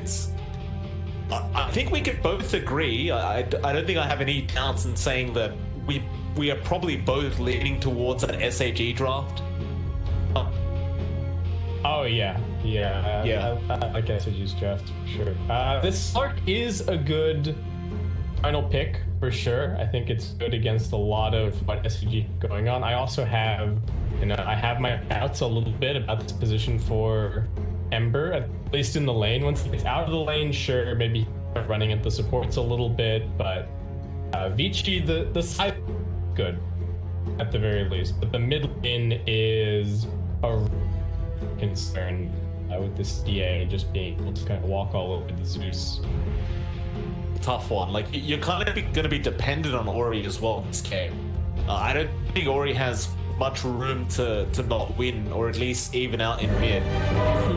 Well, the other thing is that I feel as though Blade can kind of go this illusion build, like less illusion focused build, where you get like the SMI and the BKB instead of trying to build like Manta and whatever else, and that kind of lets you play against the Zeus a little better. So I don't know. We'll just have to see. Yeah, game has been done. We are going to have a quick pause out from the side of Vici Gaming. So BY might still be experiencing some lag issues here. I'll see how it all pans out. Like, if Ori doesn't have that mid matchup that he really needs to again even out or win, and if Eurus has a bad lane, this game could be over real quick. Oh, I don't think Eurus is. Yeah, I don't think Eurus is gonna have a lane. He's a Slark. He gets double melee, like a Abaddon Ember. I don't see how SAG win this bottom lane. Actually, so it's. Never mind, it's Red Panda on the... I keep getting caught out by these, like, weird, slightly weird role allocations. But yeah, so it's actually Venge 3 and what is happening? Abaddon 5. Okay, so Venge 3 now? Yeah. I got confused. I didn't notice that either, so it wasn't just you. It wasn't taking up adventure. Oh, goodness. Alright. Okay, so Venge 3. Fair enough. So this they don't want to run the Abaddon into the Slark. I think is the main thing, and they want a hero that's able to put a little bit more pressure on the Slark in the lane. It does mean that they've got a TB Abaddon dual lane in the safe lane, but we've seen them get away with these double melee lanes quite a lot. Though the Pango Rubik should be able to put some hurt on them. The battle begins for sure. So we'll just have to see how it goes. Yeah, mid lanes. So I think top lane should be a win for Vici. Mid lane should be a win for SAG, and bottom lane before the lane swap I said guaranteed win for Vici. We'll see if it's all that different with the Vengeful Spirit down here. It could be a bit more of a boss a lot. Yeah. You were about this T8 pick though. Yeah, we'll see what he can get done on this. Or he's going to have to try to apply as much pressure as possible prior to that refraction being available. Once it's up, it's kind of like you can't do anything. He's just standing in the way of hitting him and getting some bolts in early on here while he still can. He's been getting some pretty good denies, and he's actually got to be careful here. Does. Ori throws a try to man. But he doesn't care though. He's got a Fairy Fire up. Now the refraction's up as well. Ori will salve up. And DD, I believe, more regen coming out on his courier, and he does have a salve coming out, so he should be alright as well. Well, Ori can't really do much anyway. The large creep wave rock at him to try and secure that up. He's just trying to bait him into tanking some extra damage there, but his hand close, not running. we'll have a quick look at the other lanes as well. Top lane, there will be Yang and PYW. They'll be up against Red Panda and God King. PYW even being dived right now by this Abaddon, but doesn't have the curse of Avernus up yet, so can't do too much on this box 5. Just trying to get some harassment out. He does force salve usage there from PYW, and as per usual, God King is having a decent start on Terrorblade. I love the way the Red Panda plays his vibes. He just doesn't care. He buys regen and he just runs in, and that's how he makes space for his carry. You could never do it in the pub. Like, they'd be like, "What are you doing? Why do you keep flying?" Is he gonna get this courier? Yes. Has been nice. Okay. Right. They get this courier back though. So both couriers being lost here for both supports, and PYW got what he wanted off the courier anyway. Heads up to Zeus still has 2 CS in mid. I think he got both of those in the first wave. He's got 3 now, but yeah. That's rough. But you couldn't really expect too much more, right? Like, it's a TA. Like, how are you gonna beat this lane? Yeah, you're not. Nah. Bot lane, the last lane we haven't spoken about quite. OP God is there on that Pos 3 Vengeful Spirit, up against Furious on the Slark. Of course, DY is there as well on the Grimstroke, and you'll also have the position 4 Ember Spirit being played by Felix. And as it stands right now, Eurus is having a decent enough time on that Slark, but OP God's having an okay time as well when we just look at that CS board. Yeah, not looking too bad. It seems like there's been a lot of shenanigans down here. Like, there was a triple range creep just a second ago. The waves are pushing everywhere. I saw Felix dragging waves. Kind of spoon feeding OP God level 3, so yeah, it's been a weird one. Just making a bit of a go now though. Yeah, it's all gonna be there. That big missile, but it was perked off by the dart. Back to OP, still in trouble. Eurus really wants his kill on DY. Be the one to take the first blood on the Grimstroke. You'd hate to be this vent right now, considering how many creeps are underneath this tier 1 tower. Looks like Felix will take care of it. He's trying to see S resolution. Yeah, not super happy. Tiny bit of pressure onto Eurus, but he's going to be just fine. That he will.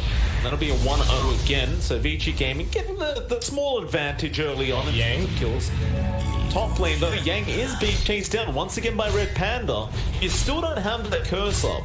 He's just applying pressure with that aphotic shield at level 2.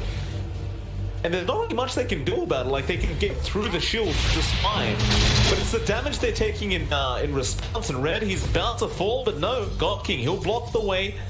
And it looks like there is going to be Red Panda just running his way back to Fountain, but PYW, can he make it to get those 2 hits he needs? Not quite. It's actually only, even with boots, it's only a 10 speed differential. Really able to do too much, unfortunately. I look back at that mid lane and it's looking a little better, but yeah, he's only doubling the Zeus's CS now, which is actually a pop. Radiant's bottom tower is under attack. He's had to just chain lightning to secure CS in this lane now, which is fair enough because that's the only play you can make. They are going to bring D1 here as well on that Grimstroke, but it was spotted out by Felix on the Ember. So I doubt DY will be able to close the gap and get an X-Swell off, but now Felix might try to turn around onto the Grimstroke for a bit, but no, he'll run to the mid lane instead. Could get that chains off. You might have enough burst damage there from the TA, even underneath that T1 tower to get Ori down. Trap. He's gonna run in. Ori, he's in big trouble right now. Having enough up there, and Ori is definitely dead. Nobody even bothering to rotate in to help. It's not going to be tough. The entry ward here, and I think we've been able to see this observer on the other side this entire time. Absolutely zero that he could do about it. So it does go to show you kind of the nature of this lane. Again as well, PYW showing hit. They're just going to dive in.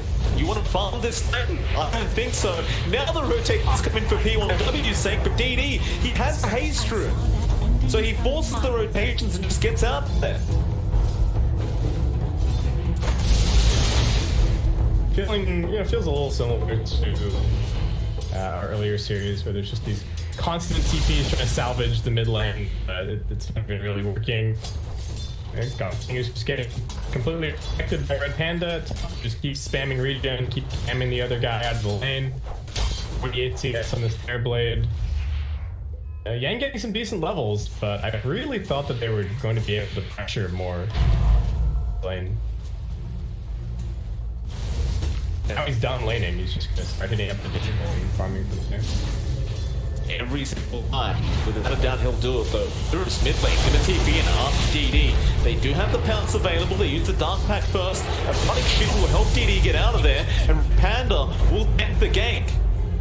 So Yura's trying to pounce forward to see if he can catch the TA in the tail end of her running behind that T1, but he couldn't. There wasn't a lot of heroes there for that Abaddon kill, but they do get something. The only problem is now that Yura's walking all the way bottom. You know, they didn't have a lane spot that they could really go for. Makes his way down here, just looking to get active. Like, not really. It would have been good if they got in the TA, but I think Yura's actually not overall that happy with leaving his lane to just go and get the Abaddon kill. I can't blame him. DD, he'll just keep farming up on that TA top of the network forward. It's to be expected. Bot is where the pound gets double damage. PYW just denying it off, but that probably means he won't die. He'll just go for the quick TP play and does make it up. But now Ori comes back in, and DD just underneath the T1 tower wants to play the harass game with him. Are fortified. This mid lane is where all the action is. Nothing else is happening in the side lanes. Lots of support attention being paid to the mid lane. That is the one good thing for Vici, is that they do have really good deep push on their supports, so they can hold these objectives for a little while longer. But SAG are just getting so much more out of the map because they've got heroes in all three lanes and they've got the Terrorblade currently jungling. So, and the TA is even able to spam out mid and go and farm a couple of camps in the interim as well. It just keeps up. They're just going to keep on like nickel and diming their way to a lead. First keeps trying to rotate out of the safe lane to make some kind of a play, but usually seeing all that possible, and the OP's even stacking up Ancients for the Templar Assassin. And here he comes, DD. Nice little triple stacker. You got to be unlucky with the Ancients that was spawned, but I guess it's a TA after all. He just burst them down so quick anyway. One item, surely? Oh, okay. Are they full of T1 items? Is that why they're dropping? Okay. Inkswell be there with the pounce now. This could be a great kill out from Eurus. They do get it. Thunder God's Wrath to finish off, and now they'll also get the position forever. I love the rotation coming up from Vici Gaming. Very nice. You can't let SAG get away with this. You can't let them have heroes farm all three lanes and then also be taking out of the jungle at the same time. And Eurus is looking to keep this aggressive pace going. He's just got a straight Shadowblade queued up currently, so he really wants to just keep doing this for his team. He does have to cover a decent amount of the initiation of the game. There's I got a Pango and a Zeus as the other two cores. Ori is going for a neck book on the Zeus. I guess that's the kind of the catch-up farm item for him. Yeah, I mean, what else are you gonna do? You're so far behind right now as that mid Zeus. You're literally 2k behind the TA. Seems like there's no real other play here for Ori if he wants to remain relevant as the Zeus in this game. There is still that big problem of this TV though. God King, he's got the Yasha coming out very, very soon, and they are going to go onto Yang now. Rolling Thunder will make it in time, however, and they'll just ignore Yang as he turns back around. He's been ganked again. It's a problem. The TA falling low, she's trying to fight back. DD gets a refraction. No, it won't be enough. And now this position for Emperor as well. Trying to rim it out of there. Does he make it? He does. But they got the main kill. Got what they were looking for. Of course, have to keep in mind Terrorblade is still farming this entire time, but in theory, Vici's draft is very good against TP. All of the cores is under The attack. Pango's got good AoE damage. He's got a disarm. They've got the AoE damage from the Zeus. The Spark is not easy to sunder, so he can always go on you and pop the Shadow Dance and keep hitting away. So this game looking like it might just be the true test of God King's terrible. Dire's bottom tower is under attack. I'd say so. Yasha on the way, and he's actually going for a Dragonland. It's very, very different to his usual style build of Sergeant Yasha into Satanic and Heaven Halberd. He switching up completely now, wanting that added range against the side of VG Gaming. I do think with this, the thing that the Pango needs to be afraid of is that he just beat to death Rolling Thunder. You think about the damage output, plus he's got all the bonus range from Dragonlance, plus he's got all the bonus range. Revenge. Like DY. Definitely going to be dead here. There's no way out of this situation, and they'll claim an easy kill. And now the tier 1 bot tower as well will also be taken up by Felix. Eurus is trying to split push the top lane, but they don't really have the push potential right now for that top tier 1 tower, so they'll just let the creep wave put. Eventually, Eurus will come back and start chipping away here. It's that point now where SAG, they'll take over that Radiant side jungle and just plumb up their neutrals instead. Top tower is under attack. Yeah, and if they can maintain control of both ancient camps, it'd be a pretty big deal. Just kind of establish it for there. Give away the top side of the map. They don't really care that much. Dire's top tower is under attack. DD is going for the blink tag first here, so feeling the constant pressure of the thought rotations and everything else. Dire's top tower has I fallen. think it's mostly attacking the escape, Radiant's really. middle I don't know tower so is much under about attack. trying to get aggressive right away, but wants to work on it. It's either that or Deso first, right? So you just go for the safer option. Yeah, this is slightly slow, I think, than going for the Deso first, but this is going to let him like shove waves and do stuff that he wouldn't be able to. And you have to remember that there's overlapping priority here, that the Terrorblade and the TA both want the Ancients, but in the case I think they're going to be giving it to the Terrorblade for the most part. It does mean that DD has to play the lanes a little more, because I think that's the other to the blame in this situation. That makes some sense. Eurus now has that Shadow Blade up. Wants to start getting very aggressive. Is under attack. Invisibility. Already got 4 permanent Agi stacks on that Slark. Love to make Felix his 5th, but there'll be a remnant out from Felix. He's ready for it. Counts in, rips in from PYW with the lift, and that's just a great play out from Vici. So literally the last second of the Shadow Blade. Lane, gang, playing around here with this Abaddon. Rolling Thunder going to be there. The rest of the team coming into backing up. DD already blinking out. Eurus though is creeping up from behind, and well, we'll just take his permanent energy. That's all he wants. Be even the kill. Eurus now a 3-on-4 on Slark. Dire's Looking middle good. tower is under attack. Yeah, he's doing very well, and just gonna keep making these exact same plays. And God King actually even getting like the game is getting away from his team a little bit. He's just going for the DP and running over for this rune. Uh-oh. Eurus is there. Shadowblade, of course he doesn't know yet, but he feels something, and now it will all be revealed. And Eurus won't actually go for the pounce. Guess it was just too close to that tier 1 tower. In all fairness, OP God was on his way. Treacherous. But where he's got the Necrobook farming for him, he is also just going to be rushing the eggs after that, so give Slark a little bit more game power. He goes to scout somebody on the map. You just pop into this and go from there. Dire's middle tower is under attack. Honey being placed there onto DD.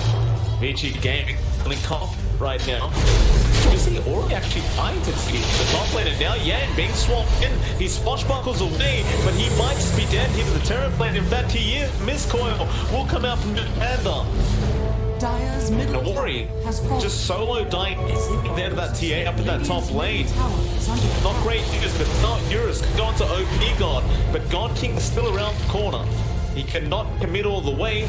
The look like Red Panther might be having a few issues here. He'll pause, and I must admit, Baskip, there is a bit of lag in Dota right now, for sure. feeling it. Yeah, I was having a couple of spikes in some of the previous games. Okay, here. What's going on? So this came out being a little greedy. I guess they were trying to split the map a whole lot while also pushing mid simultaneously. Or probably feeling like he can't really contribute a whole lot right now.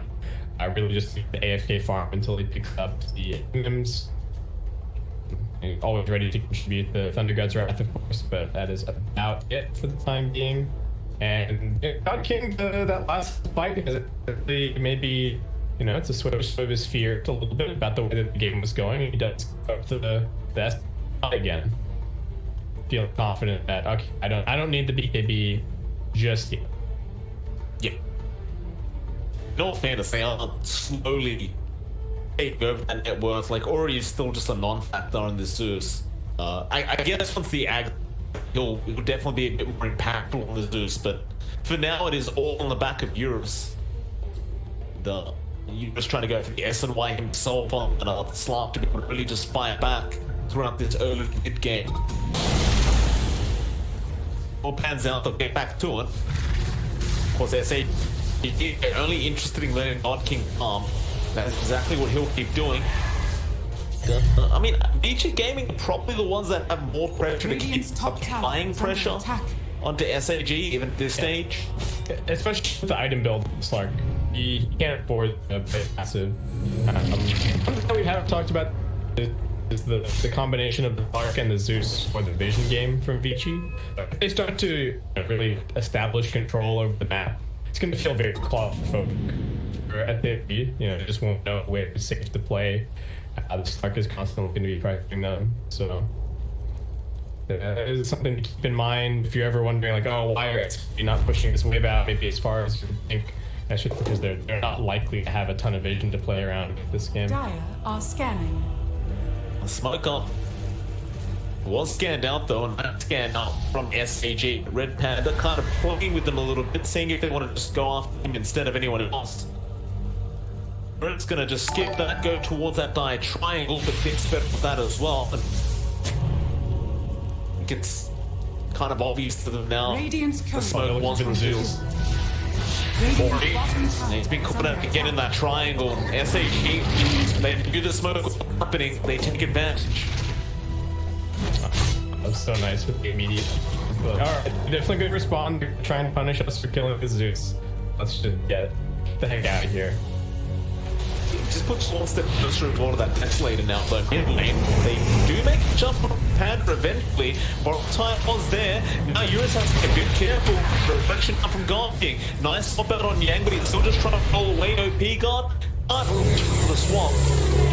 Now the soul bind just to make sure they pull off that chase. Although there is a DD on that TA.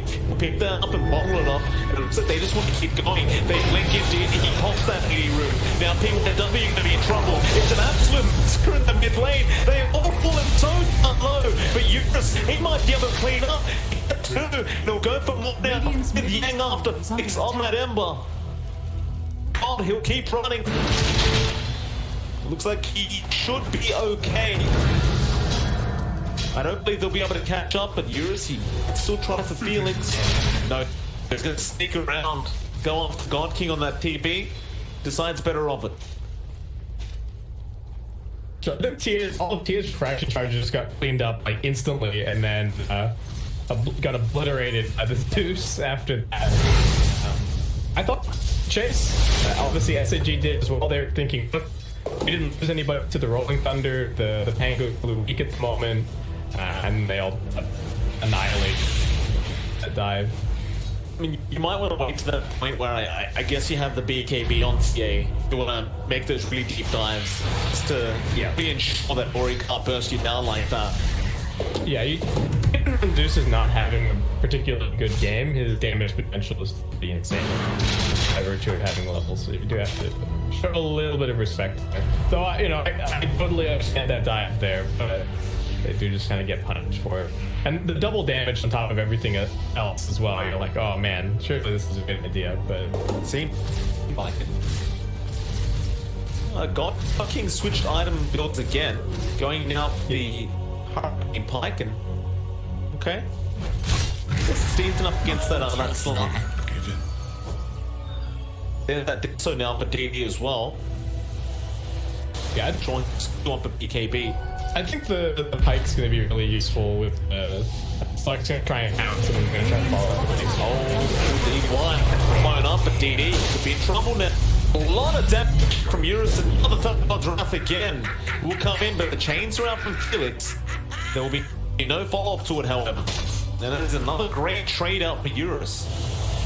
I'm quite fine with that, I think he's really consistent. Game's still very even by the numbers. God just keep up a steady. But they do have the Agate Detector completed now in the series, I believe. They do. Slark can just keep terrorizing them. It's the way to play it, right? You just scout about with Shadow Blade, pounce, and then Nimbus comes in. So no way out of that situation unless you have your team there to help you. Radiant structures are fortified. See what Eurus does with it. Mid lane, they may have an opportunity very soon to try and make use of that first Nimbus. Dire's structures. Looks like the sign of the SAG. They tried a small push, but eventually Wolves back out of there.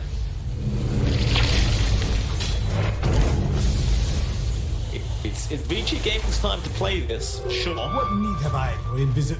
So they're just seeing DD bottom. They know they need to be down here, but yeah, they're going for it to try and head in that direction. Dire's middle tower Seems is to under attack. know that something's wrong. Scanning. Maybe they scattered something with this obs and they're back up all the way to the fountain. And he can connect all through base to get back to his team.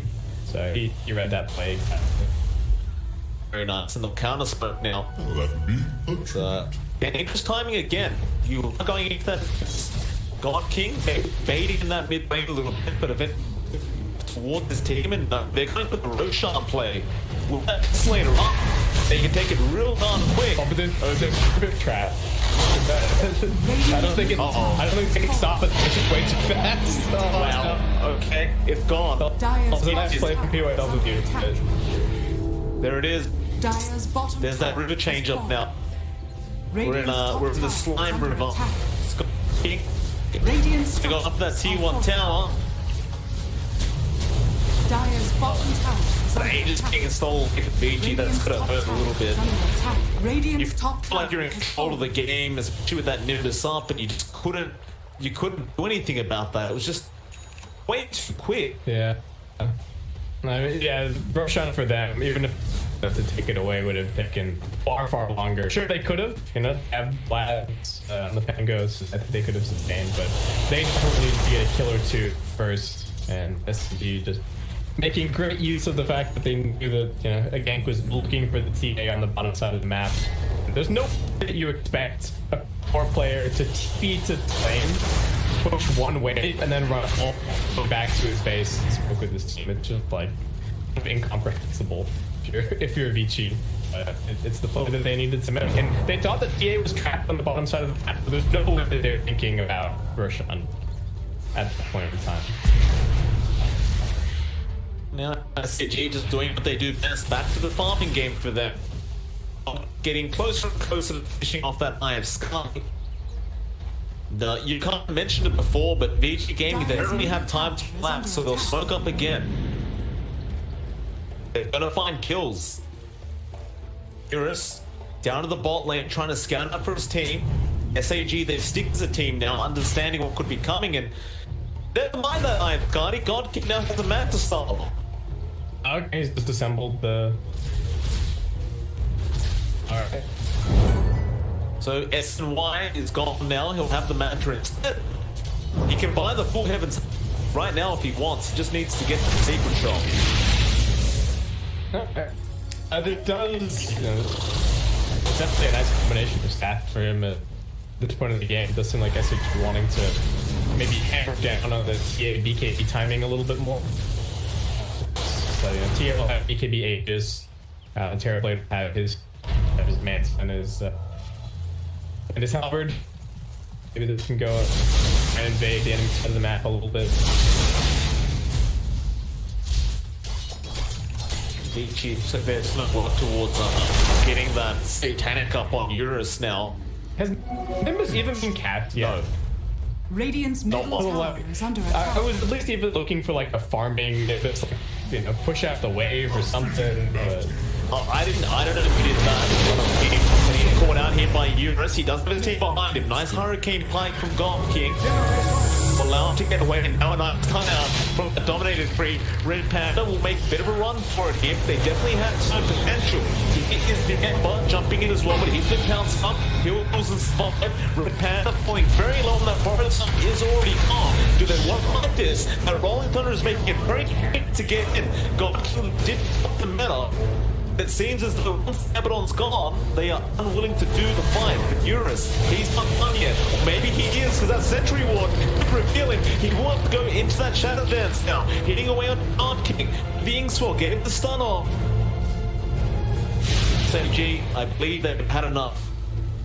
bit of an awkward timed meta. It's just going to get kited out, and it's going to probably mean the end of the Aegis as well, since it only has a minute and 10 seconds remaining. So that play that SAG were kind of looking for does end up being thwarted by a shoot.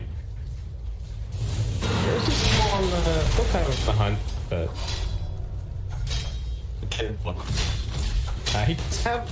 he's got the Satanic queued up. I don't know. I kind of like maybe the Basher a little bit more, but maybe he just wants the security. You know, he's not going to get popped. That kind of a thing. It's a little weird to me. Like, this is the carry build of the day. Everybody just goes S&Y Satanic and absorbs all stuns, but I don't know if you really need it on Slark. You've got a lot of, you've got a lot of healing already. I've also got, you've already got Dark Acts to deal with stuns, so right. I'm not so sure. We'll see how it plays out. Yeah. Definitely so. I haven't committed anything just yet, so still has time to make up his mind. And they've got the Outwolf up for God King now. Yeah, they're just gonna let it float him, and he's gonna be hitting like a trump. Mid-lane red man, baby. We'll get caught out by that pounce. Does it the first time though. The whole top as well. Here comes DD, banking in. Goes in front from PYW. Will keep him safe as well as the disarm out onto the TA. Back to BKB. Oh no, they're greater fairy fire. Oh no. Oh, that's lost. Eurus will take it for himself and just take it back to the fountain. They're still gonna fight. They know the BKB down on the TA now. The Yules onto the slot. Lift it up, above the PYW. Now the Nimbus does come in. That Emperor is definitely dead. God King needs 3 seconds for that Metamorphosis. He'll chase down P1W. Does get that kill. Now the meta's up. He'll turn around on the Yang, who is rolling away. But he's ball back and wants to get that chains off in just a second. Get there. Captured in the flame. He can. He does get the chains. He aims to see if he can turn, but he can't. There'll be a 2-for-1 trade and a buy being committed by SAG. But SAG, they're going to try and push down that tower. So you're just going to go for it? That's all together? I mean, Lark's showing top. Kind of pressuring there a little bit, but let's see if they made the decision to never fight into the meta. And actually, it was meta time for 110 Roshan. At least 100 and a bit away, so should be okay. Maybe there's a little window for Chi in here. Dire's top tower is It's scary, I gotta say, like, we've seen this so many times where that net worth just keeps slowly trickling off SAG, and the next thing you know, you look back at it, they've got a 15k net worth, if you're not... Radiant's we really need one of these Rolling Thunder Thunders to actually be connecting on the court. They've been really good with the preactive Ghost Scepters from BYW, but this Halberd has been super useful. But they've just had a hard time getting the lockdown on the BBTA. You're still okay. Still got the Satanic queued up, but he still hasn't bought any components. He hacked down himself a Paladin sword, which is definitely very nice. Yeah, feels very good. He may switch out the Satanic soon. He may feel like it's not necessary, that own sword, but we'll see. Vici trying to whack Eurus. He does bomb up the bounty, really gets away with it. Bit of a dangerous scenario there for him if they popped any form of protection. I mean, there's really nothing that's going to disable him long enough that he won't be able to get the Shadow Dance off, so... True. I don't think it's the end of the world, but he does need to... Okay, alright. He's been feeling the same way, MLP. No, you want the... Please don't buy Silver Red. I thought what an I have started. He had it queued up for a second there, but he's bought the Silver Red, which would be... Alright, somebody on his team is convinced him that they can silence a Baden and then break him, and then he'll die without the borrowed time activating. I see. But I just don't know. I would much prefer that you would buy the Skadi or the Baxter. Silver Edge is just such a... It's not really doing anything else. I guess you can also... I think you can break if Ninja's active and he doesn't get illusion if she dies under the break, but like it's such a... it's a relatively minor thing. I guess OP does have a lot of overs, so maybe that's worth it, but to me this is a kind of a weird item first. God King got the Ice Guardian up, as well as the Halberd now, so... And he's apparently getting closer and closer to buying the full Demon Edge to get an MKB up. This is... it's kind of ridiculous. Every time I look away from this guy and look back, he's always got another item up. Every single time. He's 22k net worth, so he's almost 10k ahead of Eurus in that stock. And in all of this, Eurus has been fighting a lot. We can't use that against him, but even TA is 6k behind the TB. They're just... Is Stevie buying? Is that another buy he's going for? Yeah. Yeah, this could be the nullifier here. So I think he's seen the max of the scepters. There's 3 ghost scepters on the team currently. That's about. Right, that makes sense.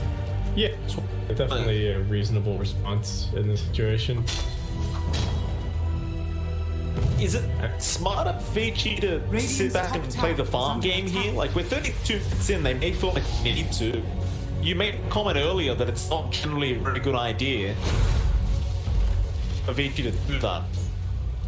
Yeah, I don't love this, but I think they're also worried about Roche.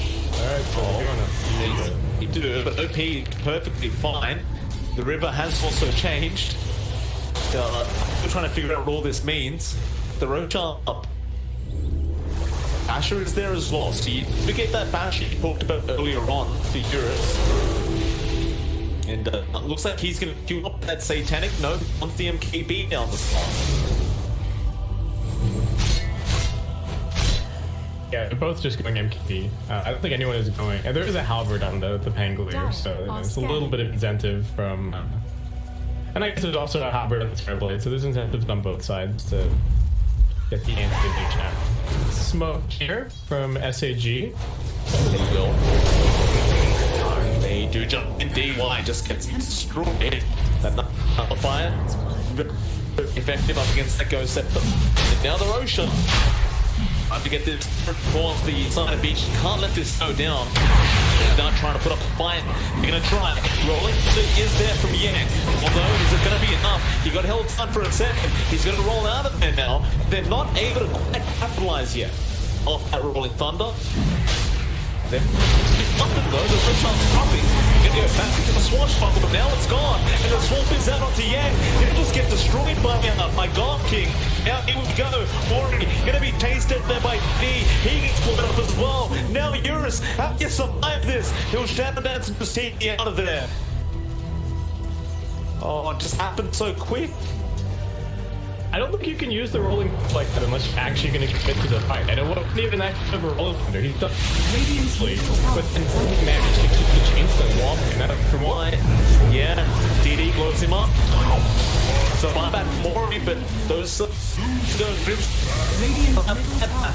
How SAG going to go?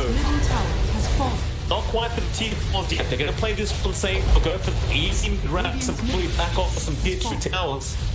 That'll be it. MKB up as well for God. Yeah, so it's just... he's 6 spotted. I guess he can still get rid of the treads. How do they get away with it? How can they first phase Terrorblade, who's like not even necessarily meta at the moment, and just they just make it look easy. They really do. Eurus gonna try and chase him down. He does scout out the Terrorblade. Nah, he won't be able to break again. It's one roll up against this team currently. Just ban PB every single time. I don't know, it just feels like SAG are playing they're a little weird. It feels like they're playing within their comfort zone every single time, and the teams that they're coming up against are trying to go outside of their zone to kind of counter it.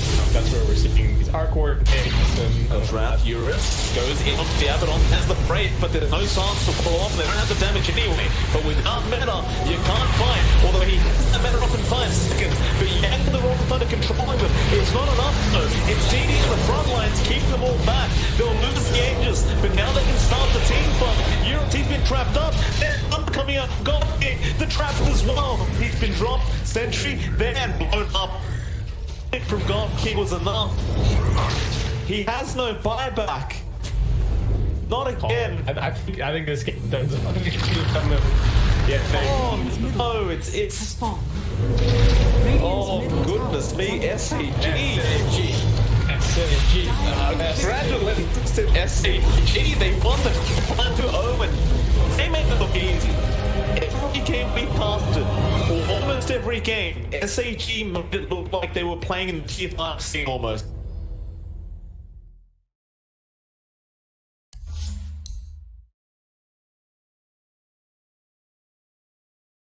FY, he's found himself No-Tail out on his own. He's trapped him.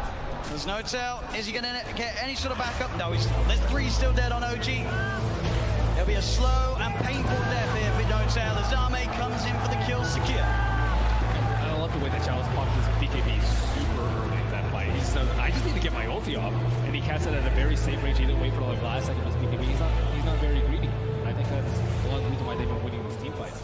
Seb has been struggling, still about 1,000 gold away from his BKB. Yeah, this Brewmaster is a display of perfection, really. It's the highest level in the game with his Bloodseekers.